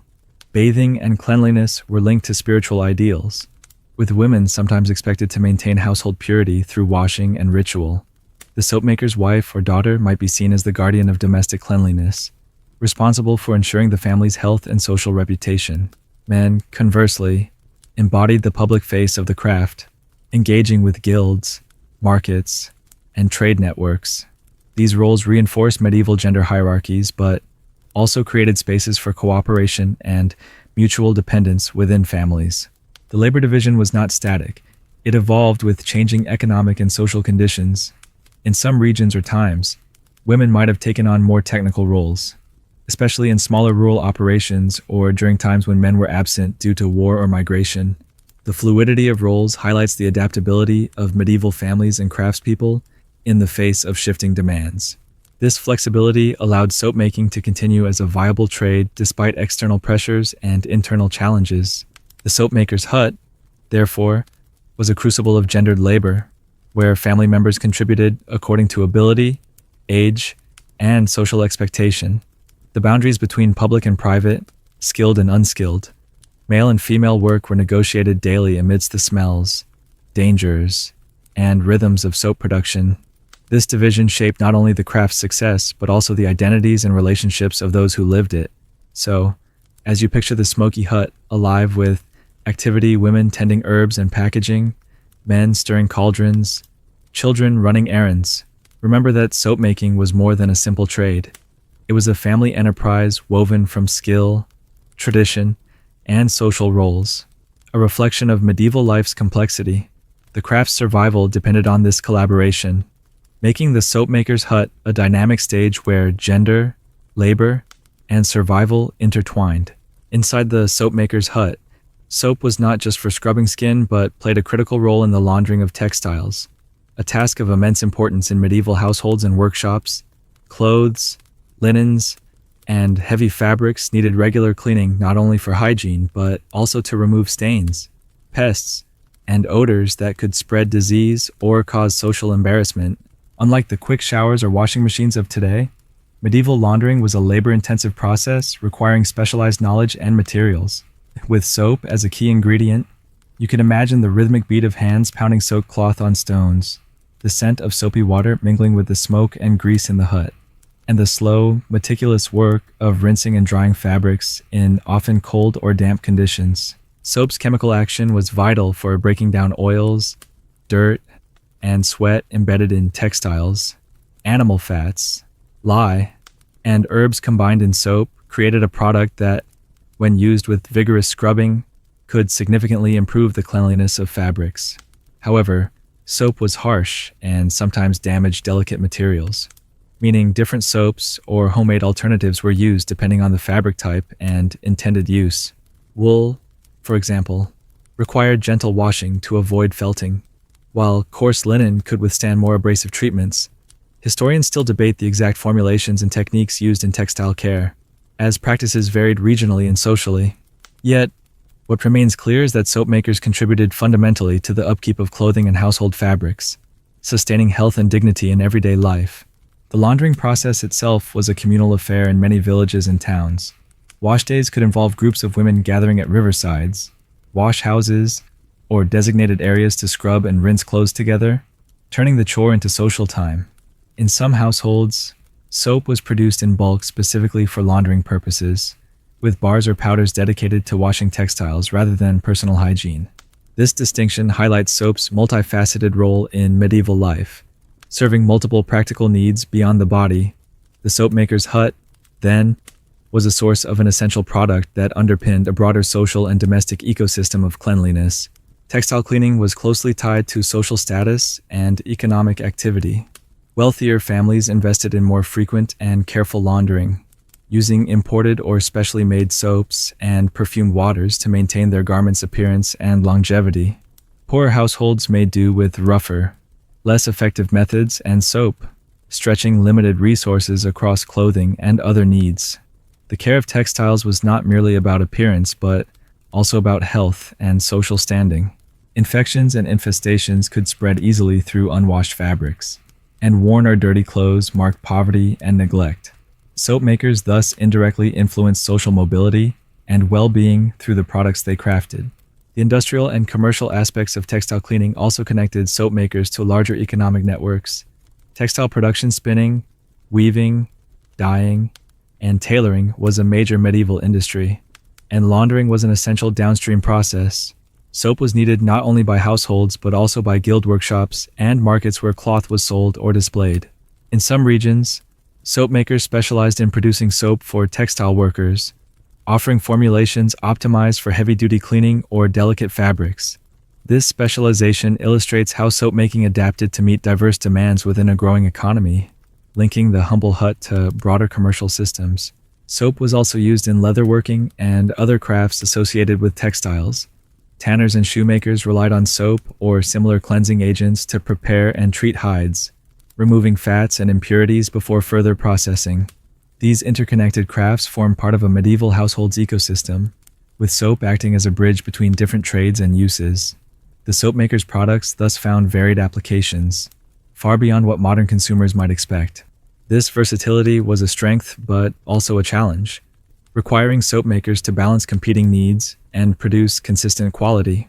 The physical labor involved in textile cleaning reinforced the soap maker's importance in everyday life. Laundering was arduous, involving hours of bending, scrubbing, rinsing, and wringing, often in cold water. Soap that facilitated this work by effectively breaking down stains and odors was highly valued. The soap maker's reputation depended not only on the soap's scent or appearance, but also on its practical effectiveness in these demanding tasks. Positive word of mouth in local communities and markets was crucial for sustaining trade and attracting customers. Cultural and ritual dimensions accompanied textile cleaning, with soap sometimes involved in ceremonies or customs linked to purity, marriage, or death. Clean clothing marked important life events and transitions, and soap became a symbol of preparation and care. In some regions, soap was blessed or associated with religious festivals, underscoring its significance beyond mere utility. These practices connected the soap maker's craft to the spiritual and social fabric of medieval life, reinforcing the product's value and meaning. Despite soap's centrality, many medieval people supplemented or replaced it with alternative cleaning methods. Ashes, clay, sand, or plant infusions were commonly used to scour fabrics, especially where soap was scarce or expensive. These methods varied in effectiveness and could be harsh or damaging, but they highlight the adaptability of medieval households in managing hygiene and fabric care. The soap maker's products occupied a niche that combined chemical action, scent, and social prestige, marking them as desirable yet sometimes unattainable. The soap maker's hut, then, was not only a place of production but a node in a complex network of domestic, economic, and social activities centered around cleanliness and fabric care. The bars of soap that emerged from its smoky depths played vital roles in daily life, sustaining health, dignity, and social order. The mundane act of washing clothes was elevated through the soap maker's craft into a ritual of transformation, binding communities and families across time. So, as you picture the soap maker stirring cauldrons in that cramped hut, remember that their labor was foundational to medieval life. Their soap scrubbed away the grime of daily toil, restored the sheen to worn fabrics, and prepared people for the social and spiritual demands of their world. The humble bar of soap was, in its way, a quiet hero in the story of survival and civilization. Amidst the heavy smells of fat and lye in the soap maker's hut, you might be surprised to find an array of herbs and plants scattered in bunches, drying from beams or tucked into wooden boxes. These weren't mere decorations, but crucial ingredients in a medieval alchemy that blended chemistry with tradition, superstition, and the hope for healing. Soap makers carefully added these botanical additions to their recipes, seeking to improve scent, texture, and even imbue the soap with medicinal or protective powers. You can almost imagine the soap maker's wife sorting through lavender sprigs, rosemary leaves, or chamomile flowers, selecting just the right handful to add to the boiling mixture, hoping to mask the harsh smells of fat and lye or to comfort a buyer's skin. This blending of nature and craft created soaps that were not only cleaning agents, but small potions of wellness and charm. Herbs played a multifaceted role in soap making. Some were prized for their fragrance, turning the finished soap into a luxury that could rival the perfumes of the wealthy. Lavender, with its soothing floral aroma, was a favorite, believed to calm the mind and refresh the body. Rosemary, sharp and invigorating, was thought to stimulate circulation and ward off evil spirits. Chamomile, gentle and sweet-smelling, was associated with healing and softness, ideal for soaps meant for delicate skin. The choice and combination of herbs were often family secrets, passed down through generations, with slight variations marking a soap maker's unique signature. Historians still debate how much of these claims about medicinal properties were true or simply folklore, but the symbolic importance of herbs in medieval life was undeniable. Beyond scent, herbs also had practical purposes in soap. Some plants contained natural oils or saponins that could aid in the cleansing process or improve the soap's lather. Others provided color, adding a touch of visual appeal to otherwise pale, dull bars. Marigold petals might add a golden hue, while nettle leaves could impart a green tint. These colors were subtle but valued, signaling a soap's quality and care in production. The physical texture of soaps was also enhanced by dried flowers or crushed leaves, which added a gentle exfoliating effect long before modern scrubbers. This tactile quality made soap a sensory experience, a small luxury amid the roughness of medieval life. Medicinal herbs were sometimes added with the hope of treating skin ailments or preventing infections. The medieval world was rife with diseases and parasites, and the soap maker's products were often one of the few available defenses. Soap infused with calendula, known for its anti-inflammatory properties, or plantain, believed to soothe wounds, was marketed as healing as well as cleansing. Whether these effects were scientifically effective is uncertain, but the belief in soap's curative powers was widespread and influenced its social and economic value. In some communities, soap making and herbal medicine overlapped, with soap makers serving as informal healers or apothecaries, blending practical and mystical knowledge. The collection and preparation of herbs was itself a skilled task. Herbs had to be harvested at the right time of year, dried carefully to preserve oils and aromas, and stored in conditions that prevented mold or decay. Soap makers and their families often cultivated herb gardens near their homes, or gathered wild plants from nearby woods and fields. This connection to the land reinforced the soap maker's role as a mediator between nature and society, translating raw botanical materials into crafted products. The seasonal rhythms of planting, harvesting, and drying herbs mirrored the cycles of soap production, weaving the craft into the broader fabric of medieval rural life. In addition to common culinary and medicinal herbs, soap makers sometimes used more exotic or rare plants, especially in urban centers where trade routes brought new botanical ingredients from afar. Spices like cinnamon, clove, or sandalwood, though expensive, might find their way into luxury soaps for the wealthy. These imported scents added prestige and allure, signaling status and sophistication. The inclusion of such ingredients also reflected the growing interconnectedness of medieval economies and cultures, where a soapmaker's hut in a bustling city could echo aromas from distant lands. The ritualistic and symbolic dimensions of herbs in soap making extended into folklore and superstition. Certain plants were believed to protect against evil, attract love, or ensure fertility. Soap imbued with these qualities became more than a cleaning agent. It was a talisman, a charm, a way to engage with unseen forces. The soapmaker might wrap bars with sprigs of protective herbs, or recite blessings over them.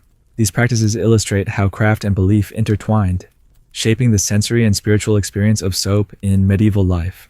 Even the packaging of soap sometimes incorporated herbs. Cloth wrappings scented with lavender or rose were common, both to enhance the bar's appeal and to extend the fragrance after purchase.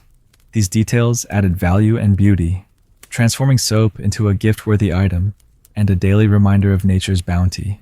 The care taken in presentation underscored the soapmaker's pride in their work and the cultural importance of cleanliness as a visible sign of respectability and care.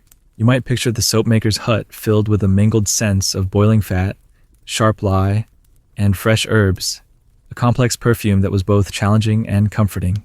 This sensory blend was a metaphor for medieval life itself, rough and raw but touched by hope, knowledge, and the desire for beauty amid hardship. The botanical additions to soap were small acts of grace and ingenuity, connecting human hands to the rhythms of the earth. So, as you imagine the soapmaker carefully stirring herbs into the cauldron, remember that these plants were more than ingredients. They were stories, beliefs, and traditions distilled into soap.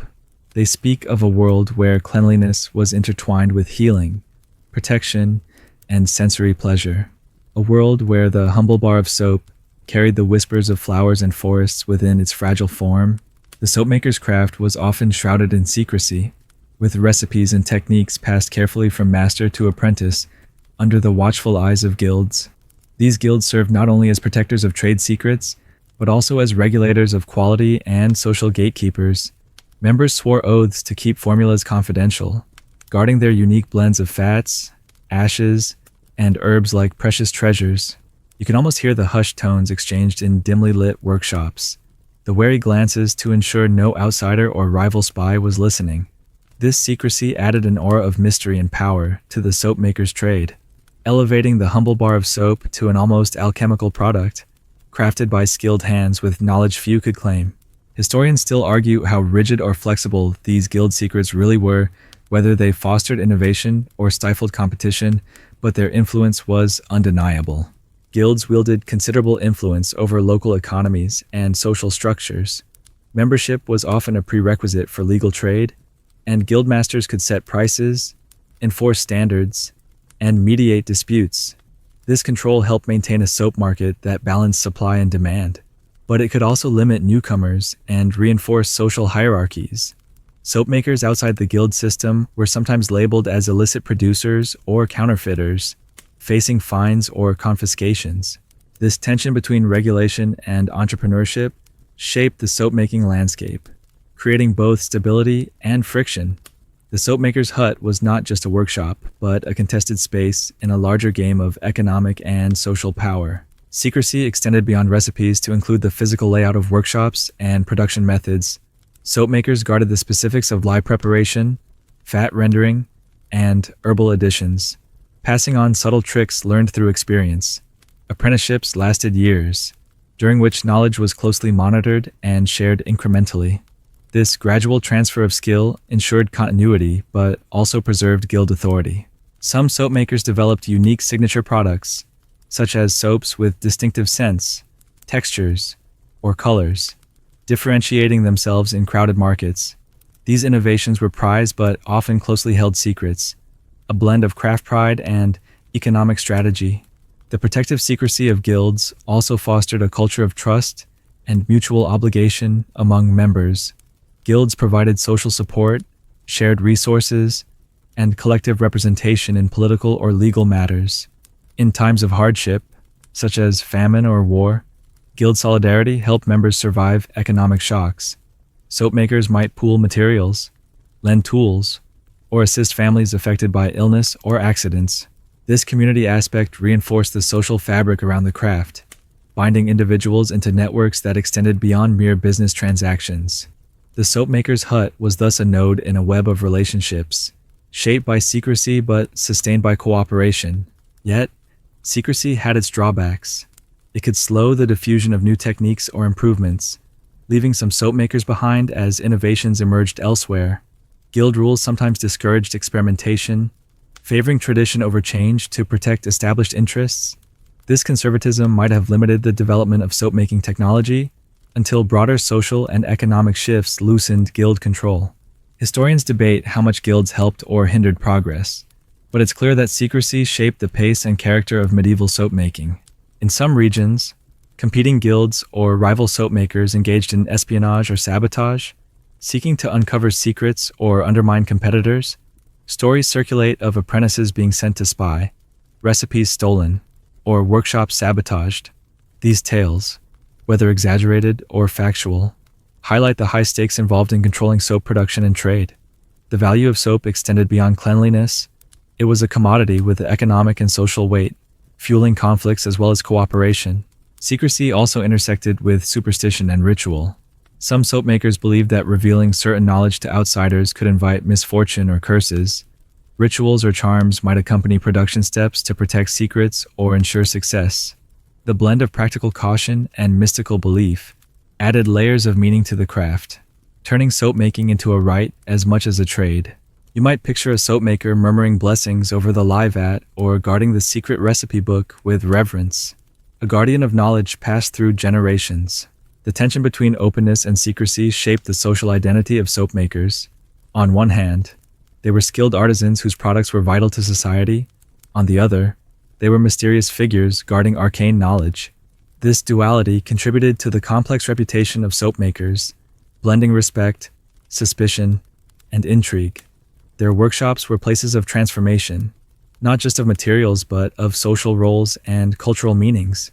So, as you imagine the soapmaker tending their bubbling cauldrons, remember that behind every bar of soap lay a veil of secrecy and tradition. The craft was a carefully guarded legacy, shaped by guilds, guarded knowledge, and the delicate balance between innovation and preservation.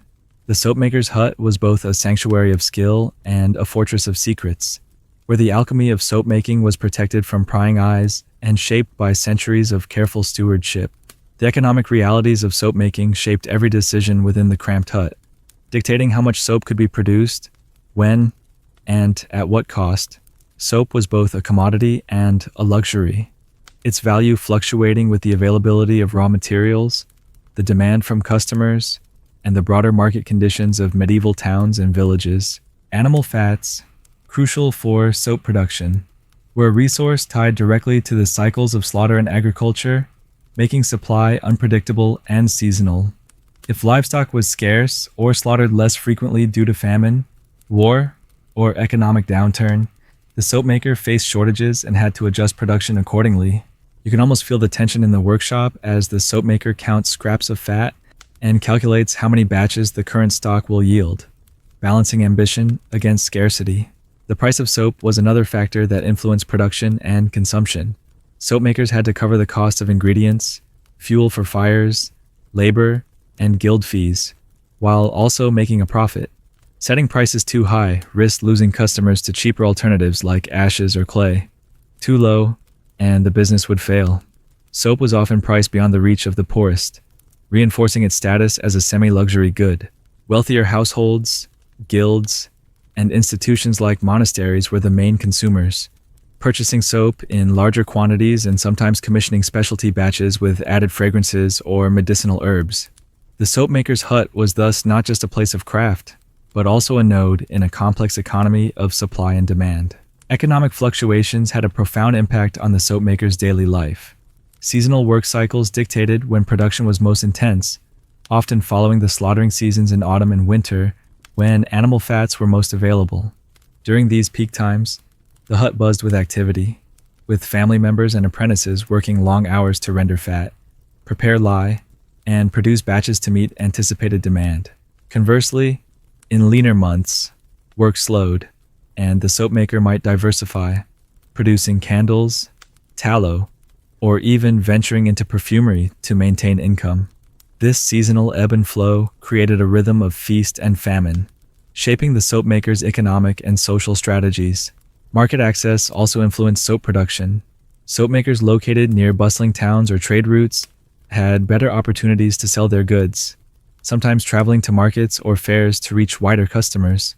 Those in rural areas often relied on local sales or barter, limiting their economic prospects. Competition from imported soaps, especially as trade expanded in later medieval periods, introduced new challenges, forcing local soapmakers to innovate or emphasize traditional quality. The soapmaker's hut, though humble, was a front line in these economic battles, where skill, reputation, and adaptability determined survival. Labor costs were another economic consideration.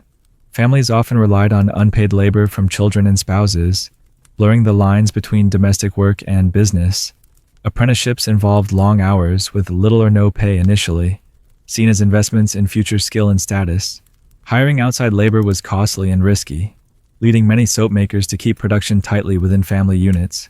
This dynamic reinforced the intertwined nature of household and craft economies, making the soapmaker's hut a center of both work and family life. Guild fees and regulations added further financial layers.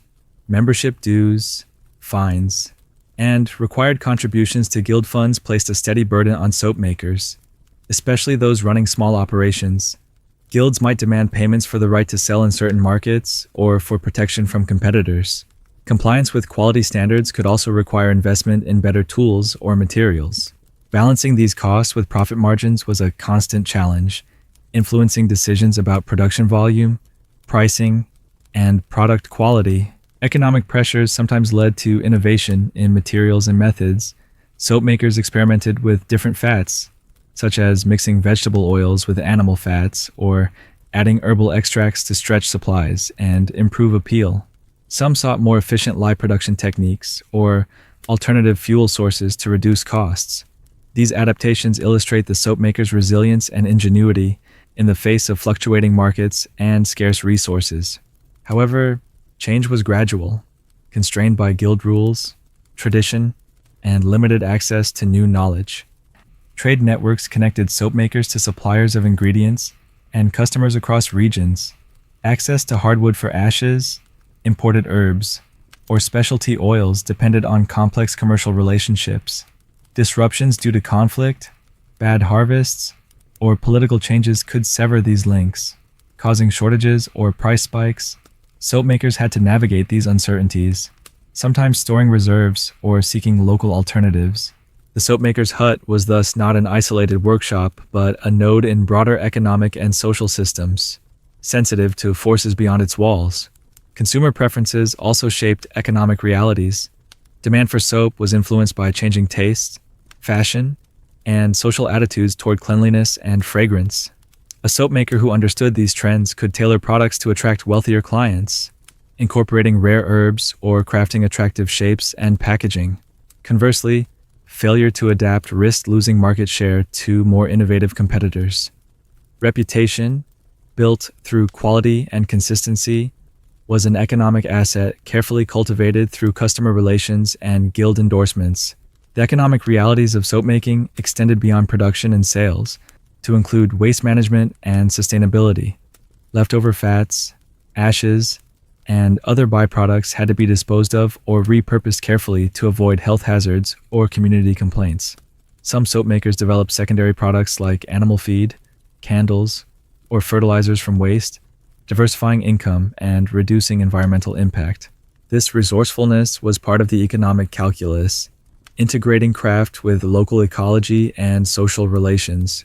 So, as you stand in the soap maker's hut surrounded by simmering vats and pungent aromas, remember that economic survival was as vital as chemical mastery. Every batch produced was a gamble on resources, labor, market, and social favor. The soap maker's craft was not only a physical and chemical process, but an economic balancing act, a dance of supply and demand played out in the smoky shadows of a small, essential workshop. The rhythm of life in the soap maker's hut followed the changing seasons, a natural cycle that governed when materials were available and when production could peak. Soap making was not a year-round constant, but a craft deeply intertwined with the agricultural calendar and local customs. The autumn and winter months were the busiest, coinciding with the slaughtering season when animal fats were most abundant. During this time, the hut transformed into a hive of activity, boiling vats simmering day and night as families worked to render tallow, prepare lye, and craft soaps to last through the colder months. The scent of boiling fat thickened the air, mixing with smoke and herbs in a heady perfume of labor and survival. You can almost hear the constant stirring and scraping, the quiet hum of work punctuated by occasional laughter, or the snap of a fire crackling in the hearth. In contrast, spring and summer brought a lull in soap production. Livestock numbers were lower, and fats less readily available, forcing soap makers to slow their output or find alternative livelihoods. These seasons might be spent repairing tools, gathering and drying herbs, or preparing for the next cycle. The slower pace allowed families to focus on other domestic or agricultural tasks, reinforcing the close link between soap making and rural life. This ebb and flow created a natural work rhythm, balancing intense labor with necessary rest and preparation. The soap maker's hut, usually a place of constant heat and noise in autumn, became quieter and cooler, shadows lengthening as fires burned lower or were extinguished. Weather and climate also influenced soap-making rhythms. Cold winters required longer curing times for soap. As lower temperatures slowed drying, rainy seasons complicated the collection of hardwood ashes and the drying of herbs, disrupting ingredient supply. Conversely, dry summers were ideal for gathering and preserving herbs, but risked shortages of fuel or water. Soap makers learned to anticipate these challenges, adjusting their schedules and stockpiles accordingly. This intimate knowledge of environmental cycles was a key part of the craft's success, weaving the soap maker's work into the fabric of the natural world. You can imagine a soap maker noting the first frost, or the arrival of migrating birds as signals to prepare for the coming labor. Seasonal fairs and markets punctuated the year, providing soap makers with opportunities to sell products, exchange news, and renew social ties. These events often coincided with agricultural cycles, religious festivals, or community celebrations, adding layers of cultural significance to economic activity. Soap makers might travel to regional fairs to showcase specialty soaps, negotiate bulk sales, or source exotic herbs and spices. The social dimension of these gatherings reinforced guild solidarity and allowed for the diffusion of knowledge and innovation. The soap maker's hut was just one node in this broader seasonal network of production, trade, and social life. Seasonality also affected labor availability and family dynamics. During peak production, all hands were needed: men, women, and children working long hours to render fat, stir vats, and prepare soaps. These intense periods could be exhausting. With little time for rest or recreation, off-peak seasons allowed for recovery, education of apprentices, or engagement in other crafts and agricultural work. This cyclical labor pattern reinforced family bonds, but also highlighted the physical toll of soap making. You might picture tired hands, aching backs, and soot-streaked faces, counterbalanced by moments of quiet satisfaction as finished soap bars were stacked and stored. Religious and cultural observances further shaped the seasonal cycle. Certain feast days or fasting periods influence work schedules, market activity, and social expectations. Soap makers participated in these rhythms, aligning production and sales with communal life. For example, increased demand before major festivals might prompt earlier or more intensive soap making, while holy days might see production slow or halt. The integration of craft with religious observance underscores the holistic nature of medieval life, where work, faith, and community were intertwined. The soapmaker's hut, then, was a place where these forces converged, shaping daily rhythms and long-term planning. The cyclical nature of soap making also had ecological implications.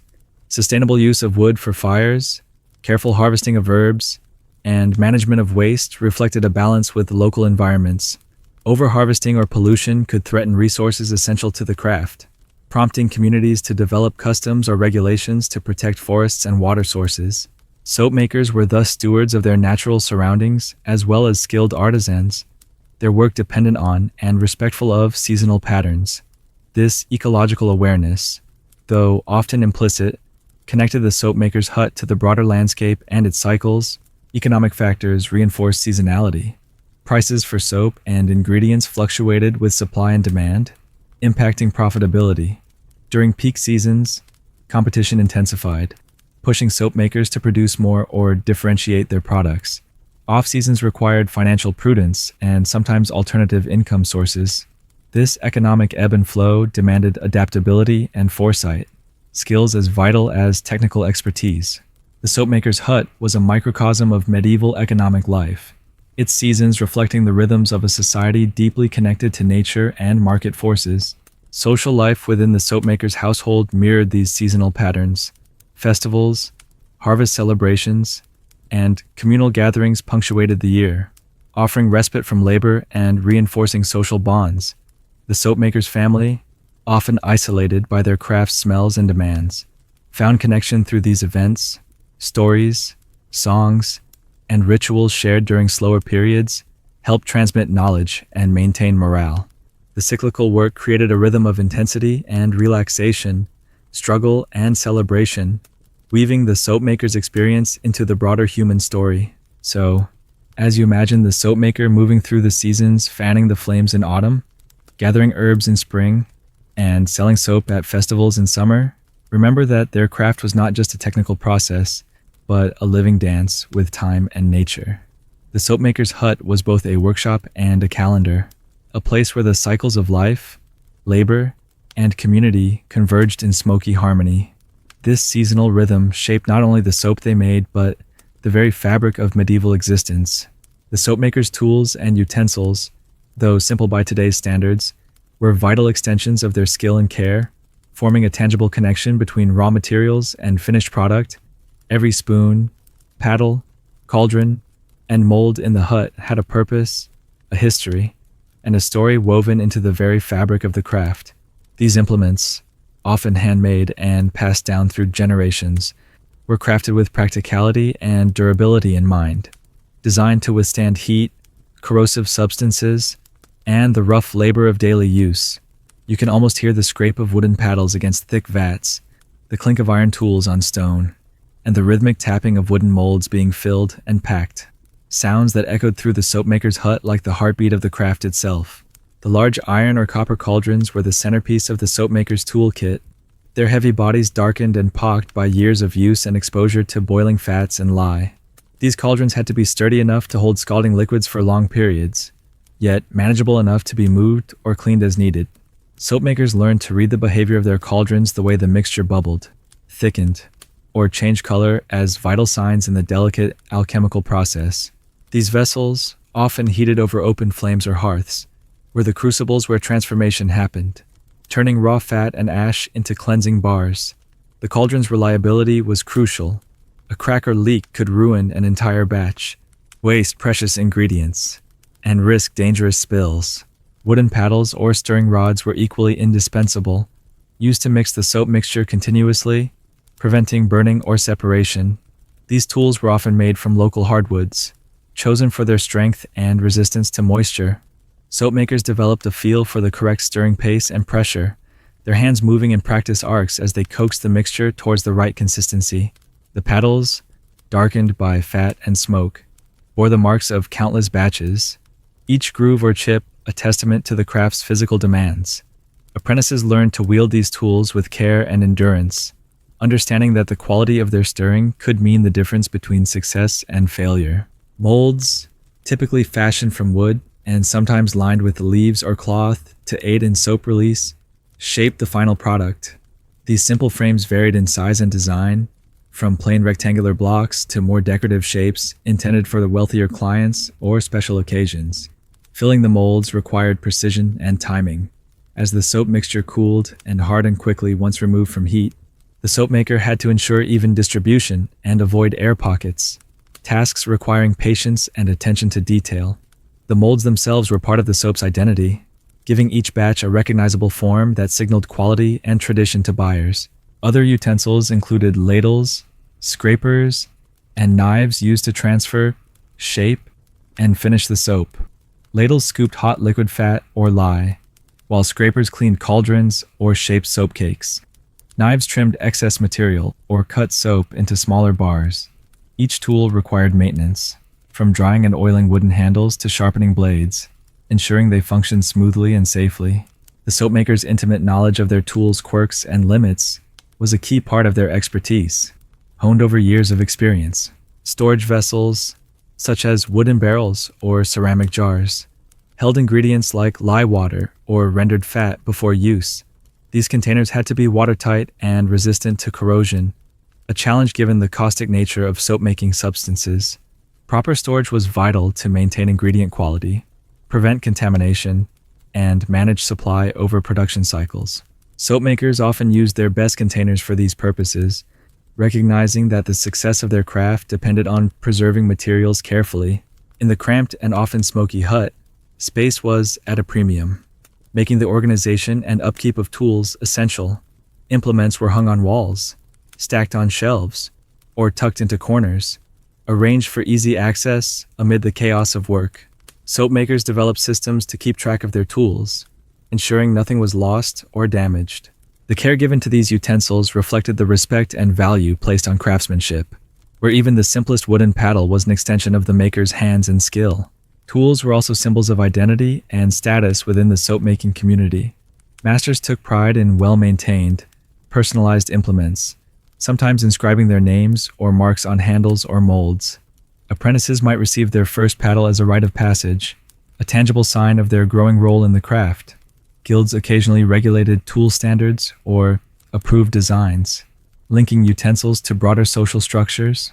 The soapmaker's hut was thus both a workshop and a repository of tradition, where tools carried history as much as function. The physicality of working with these tools shaped the soapmaker's daily experience. Stirring heavy vats for hours demanded endurance and strength. Handling hot cauldrons required caution and confidence. The repetitive motions created rhythms, a dance between maker and material, punctuated by the sounds of labor and the sensory world of smells and heat. These tools connected the soapmaker intimately to their work, transforming raw ingredients into crafted products through skillful manipulation and care. Beyond their immediate practical use, these utensils were part of the soapmaker's legacy. Generations inherited tools alongside recipes and techniques, linking family lines and guilds through material culture. The wear and patina on a wooden paddle or mold told stories of toil, success, and survival, marking the passage of time in a tangible way. In the quiet moments between batches, a soapmaker might run fingers along a worn handle, recalling ancestors who crafted soap in the same way, bridging past and present. So, as you imagine the soapmaker's hands gripping a blackened paddle, stirring the thickening mixture, or carefully filling wooden molds, remember that their tools were more than mere implements. They were extensions of craft, culture, and community, shaping the very essence of soap making. The soapmaker's hut was alive with these tangible links to tradition, where every tool bore the imprint of human skill and the enduring quest for cleanliness in a complex world. In the medieval world, soap making was more than a craft. It was intertwined with a religion and the rituals of purity that permeated daily life. Cleanliness was often equated with spiritual purity, and the church's teachings influenced how people viewed both the body and the act of washing. Soap, therefore, carried symbolic weight beyond its practical use. It was a tool of sanctification and a marker of moral and physical cleanliness, linking the mundane act of bathing with the higher ideals of holiness. You can almost hear the faint prayers whispered in the soapmaker's hut, or the blessings pronounced over soap before it was sold or used, a quiet ritual that imbued the craft with sacred meaning. The church's stance on cleanliness was complex and sometimes contradictory.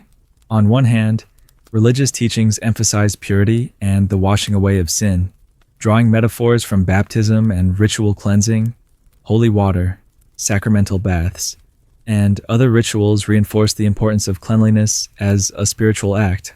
On the other hand, some religious authorities cautioned against excessive bathing, fearing it could lead to vanity or moral laxity.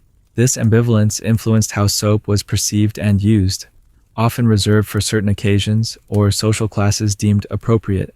The soapmaker, operating within this framework, navigated a world where soap was both practical and symbolic, a bridge between body and spirit. Soap's role in religious life extended to ceremonies and festivals.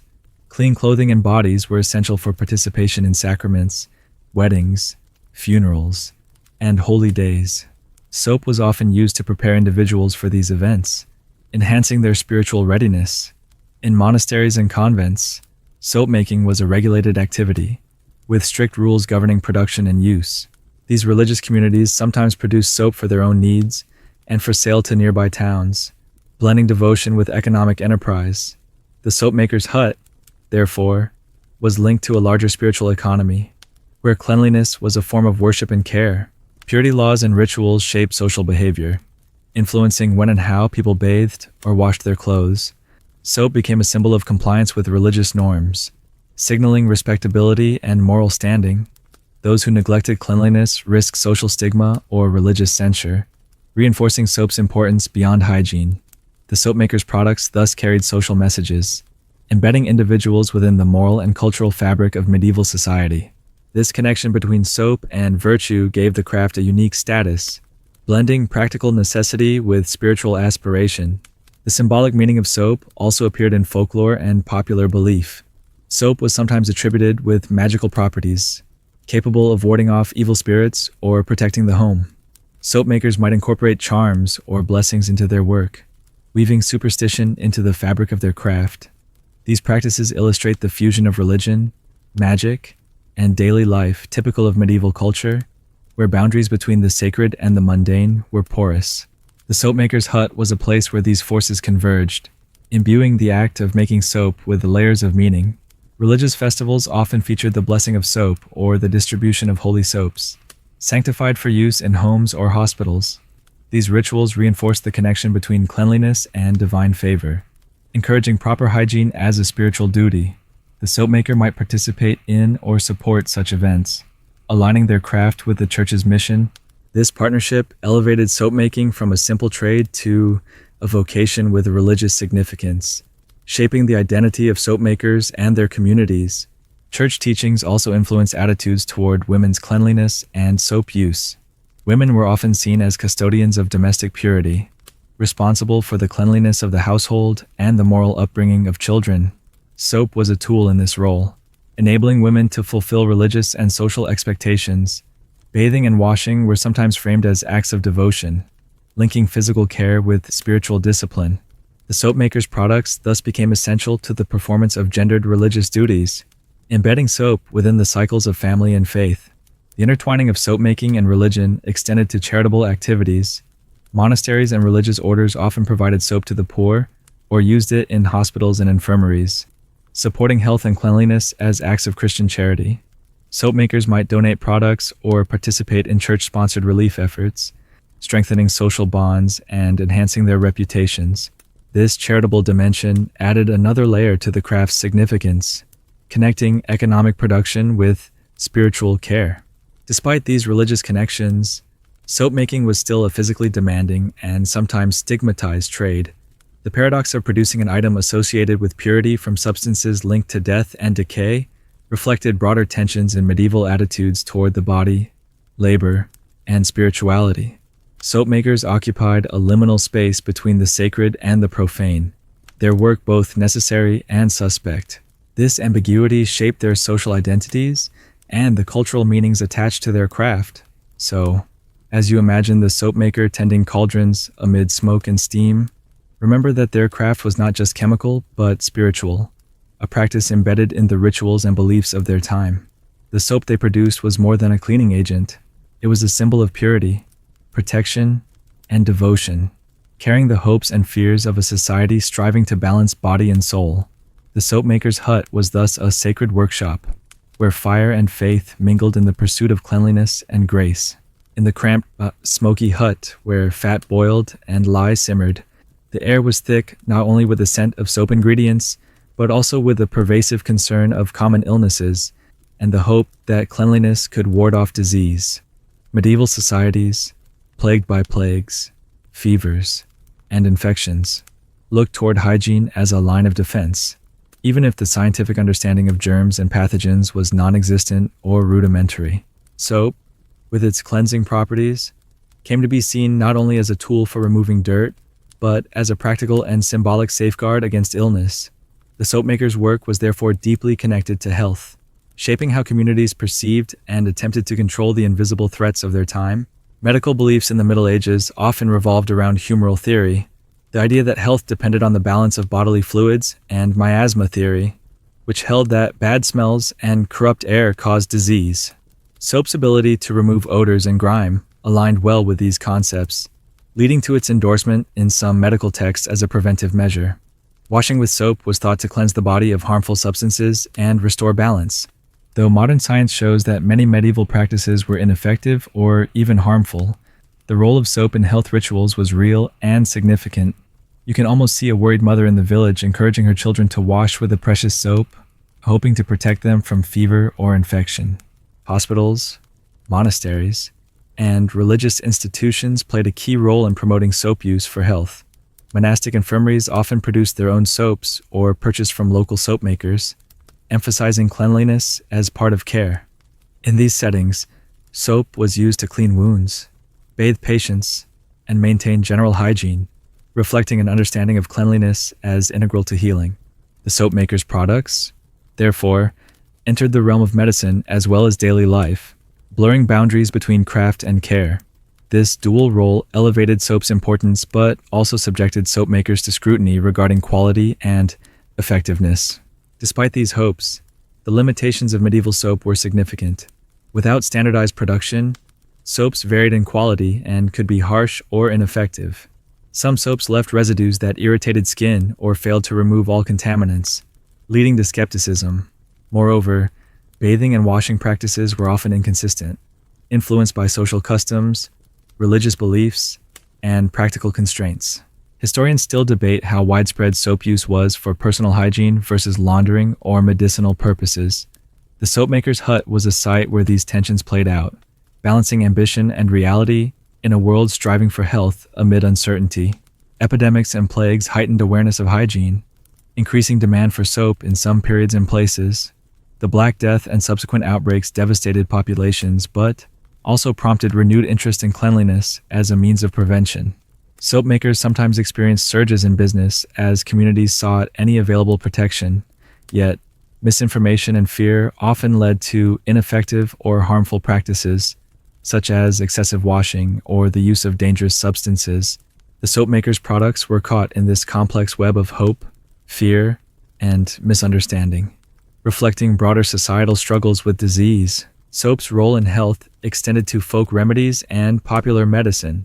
Infused with herbs believed to have healing properties, soap was marketed or used as a cure for skin conditions, infections, or general weakness. Calendula, mint, and other plants were common additives, enhancing soap's appeal and perceived efficacy. These practices, though unproven, provided comfort and agency to people facing limited medical options. The soapmaker's hut thus became a center of both practical production and hopeful healing, where science and superstition mingled. Public health initiatives in some medieval cities included regulations promoting soap use among certain populations, such as butchers, laundresses, or hospital workers. These policies reflected an emerging understanding of soap as a tool for communal health. Enforcement varied, and access to soap remained unequal, but the recognition of cleanliness's role in disease control was a significant development.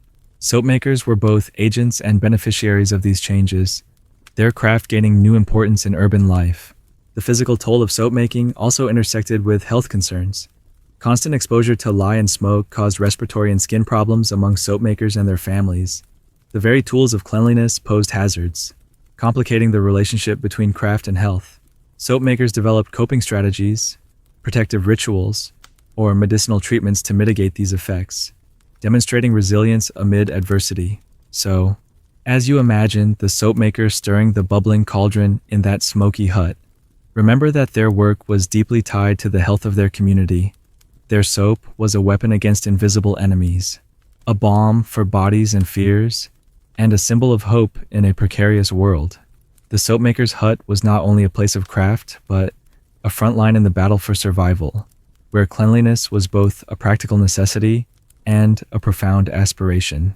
In the shadows of the soapmaker's hut, where the simmering vats cast wavering reflections on soot-stained walls, folk tales and superstitions flourished like stubborn weeds, entwining themselves around the very craft of soap-making. These stories, whispered over hearths or carried by traveling merchants, painted soapmakers in hues both enchanted and eerie, reflecting the ambivalence with which society regarded those who transformed humble animal fats and ashes into cleansing bars. You might hear tales of soapmakers possessing secret knowledge, rumored to harness mystical powers through their craft, or warnings of curses cast upon those who dared to steal a recipe or disrespect the sacred process. These narratives added layers of intrigue and fear to a profession already marked by its peculiar smells and dangerous fires. Soapmakers often found themselves at the crossroads of magic and reality, their work perceived as alchemy by a populace for whom science was nascent and mystery abundant. Some believed that soap contained the power to ward off evil spirits, protect households from witchcraft, or cleanse not only the body, but the soul. This belief was intertwined with the symbolic importance of purity in medieval culture, where physical and spiritual cleanliness were closely linked. The soapmaker's hut, filled with the pungent aroma of fats and herbs, might be seen as a place where unseen forces were negotiated through ritual and craft. You can almost imagine the soapmaker murmuring incantations or performing small blessings over a batch, weaving superstition into everyday toil. Stories abounded of soapmakers' interactions with the supernatural. Some were said to make pacts with spirits or fairies to gain secret recipes or protection, while others were suspected of using their products in curses or spells. These narratives reflected broader societal anxieties about the boundaries between the natural and the supernatural, the known and the unknown. The soapmaker, with their obscure ingredients and secretive methods, embodied these tensions, straddling worlds that others dared not explore. Folklore gave voice to fears and hopes, elevating the soapmaker's role beyond mere tradesperson to a figure of ambiguous power. Superstitions also influenced practical aspects of soapmaking. Certain herbs were added not only for scent or medicinal value, but because of their believed magical properties: lavender to repel evil, rosemary to bring fidelity, or rue to protect against the evil eye. Soap might be wrapped with particular leaves or blessed during production to enhance its protective qualities. These practices underscored the inseparability of craft and belief, where every step carried meaning beyond the material. You might picture the soapmaker carefully selecting herbs not only for fragrance, but to shield their family and customers from harm. The risk-laden nature of soapmaking also spawned cautionary tales and rituals meant to safeguard workers and their families. Stories of accidents, fires erupting unexpectedly, vats boiling over, or lye burns were sometimes attributed to neglecting rituals or disrespecting the craft's mysteries. Soapmakers might observe superstitions around the timing of work, the direction of stirring, or the placement of tools to avert misfortune. These beliefs created a framework of order and control amid the hazards of the trade, offering psychological comfort in a dangerous environment. The soapmaker's hut thus became a theater of ritual as much as production. Local legends sometimes cast soapmakers as folk heroes or tricksters, figures who used their knowledge for good or mischief. Tales of soapmakers outwitting greedy landlords, healing the sick, or revealing hidden truths circulated alongside warnings of their cunning and secretive nature. These stories reflected the social position of soap makers as both essential and marginal, trusted for their skill, yet viewed with suspicion. The folklore surrounding them gave voice to community values, fears, and aspirations, embedding soap makers deeply into the cultural fabric. Superstitions extended to customers as well. Some buyers believed that soap blessed or crafted on particular days held special powers, leading to fluctuations in demand and practices among soap makers. Others insisted on particular scents or ingredients thought to bring luck, health, or love. This consumer behavior influenced production choices, marketing, and the symbolic meanings attached to soap. The soapmaker's craft was thus responsive not only to chemical and economic forces, but also to the intangible currents of belief and tradition. The influence of superstition on soap making declined gradually with the rise of scientific understanding and changing social attitudes, but remnants persisted well into the early modern period. Some rituals and beliefs were absorbed into cultural customs, or transformed into symbolic acts detached from their original meanings.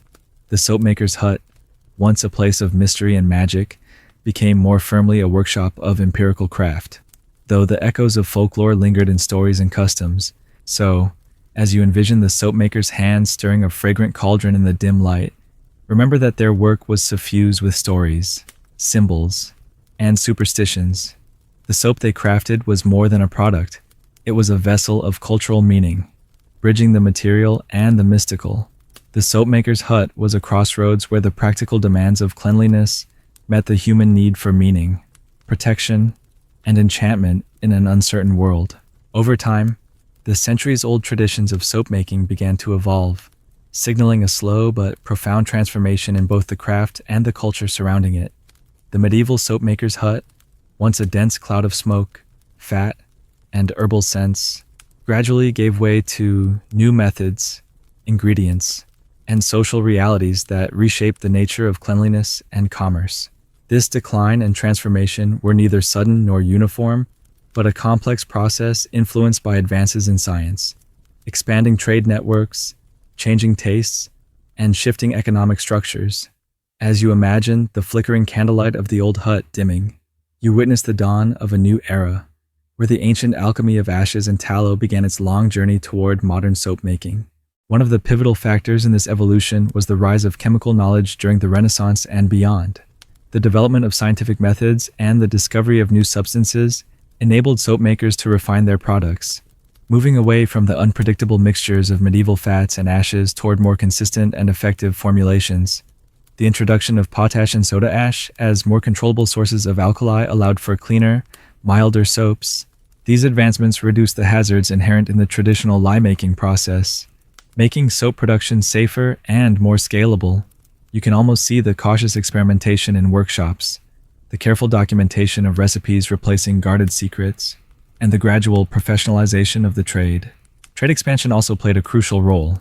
With growing global connections, exotic ingredients such as coconut oil, olive oil, and various essential oils became accessible, enriching soap formulas and introducing new scents and textures. These imports challenged local soap makers to adapt or risk obsolescence, pushing innovation while also raising standards. Urban centers flourished as hubs of soap production, with factories and workshops emerging to meet increasing demand from expanding populations.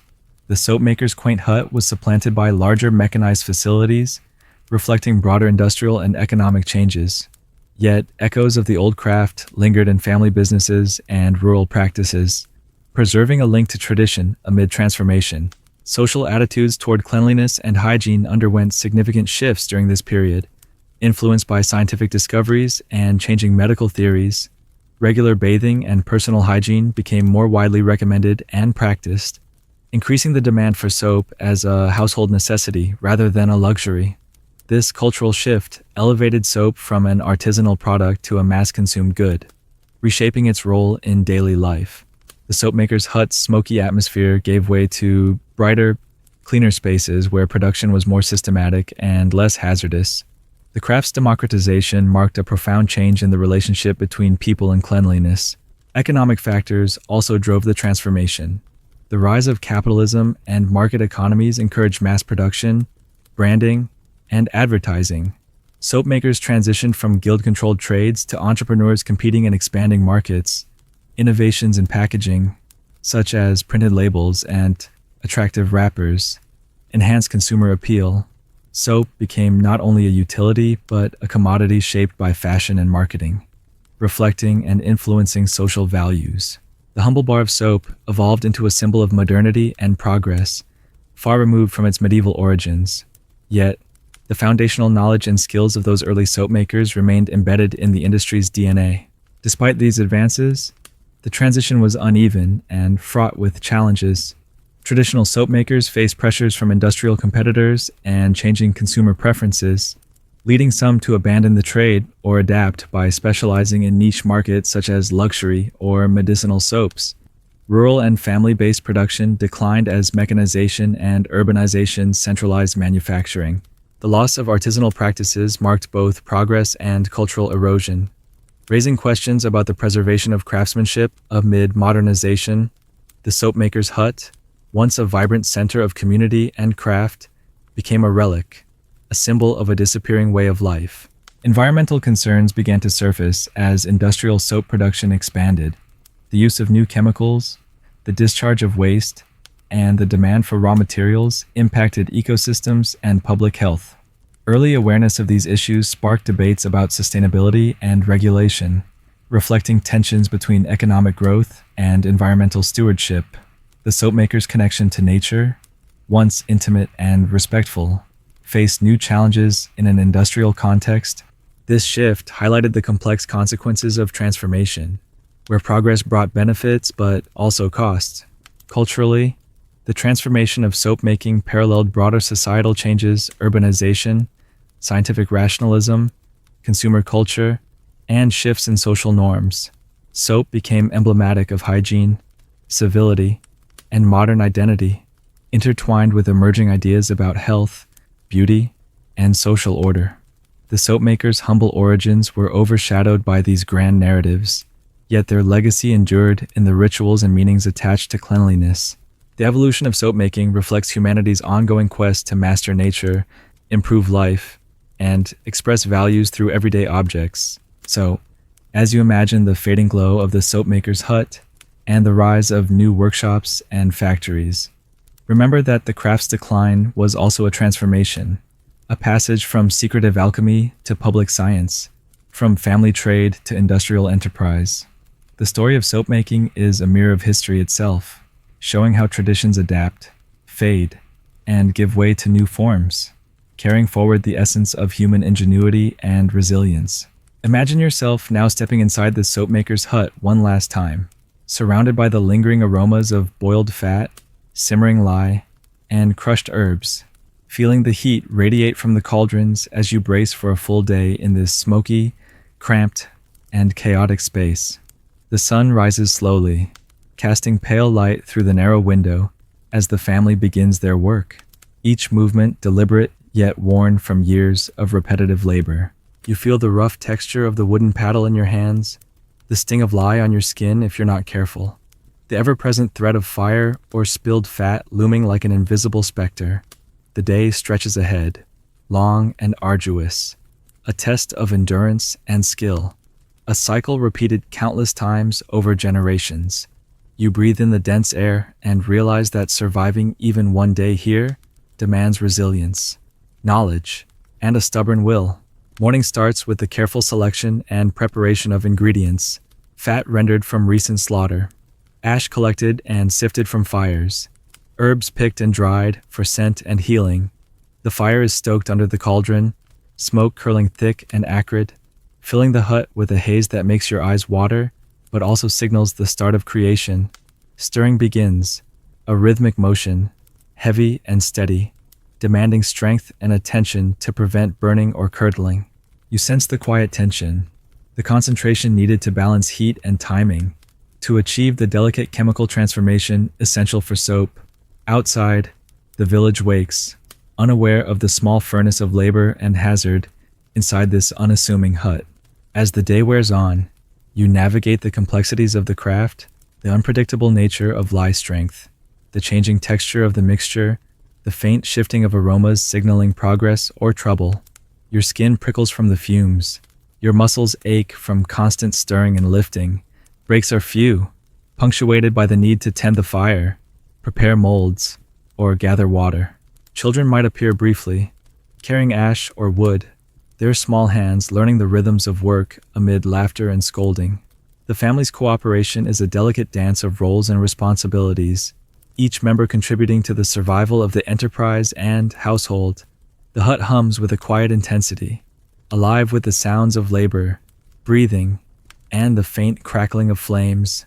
Midday brings a brief respite, a moment to wipe sweat and exchange words, to assess progress and plan the next steps. The soapmaker's eyes scan the mixture, judging consistency and readiness. While helpers prepare herbs for infusion or molds for pouring, the air remains thick with smells sharp lye, greasy fat, smoky wood, and floral hints all blending into the sensory tapestry of the day.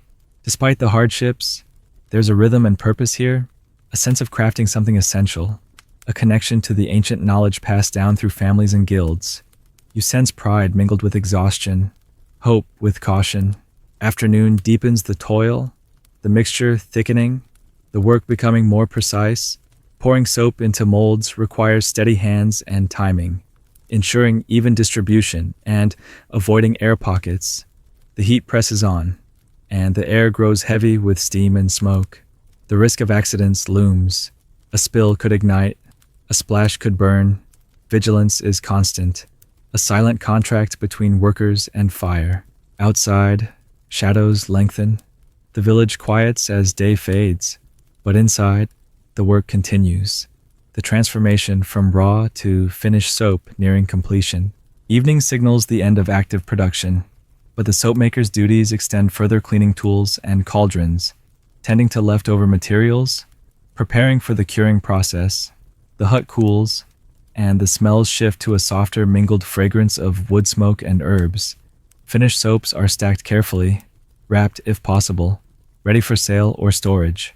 The family gathers, tired yet satisfied, sharing a meal and stories, reinforcing bonds that sustain them through countless such days. The hut, a place of labor and danger, becomes a home, a center of life and legacy. As night falls, the hut grows quiet, the fires dim, and the air cools. You feel the weight of the day settle in your muscles, the lingering scents clinging to your skin and clothes. The soapmaker's work is done, at least for now, but the cycle will begin anew with the next dawn. This day, like so many before, was a testament to human endurance, skill, and the quiet determination to bring cleanliness and care into a harsh world. So, as you step away from this smoky, fragrant hut, carry with you the memory of a day lived in close contact with fire and fat, lye and herbs, danger and tradition. The soapmaker's craft was more than a trade.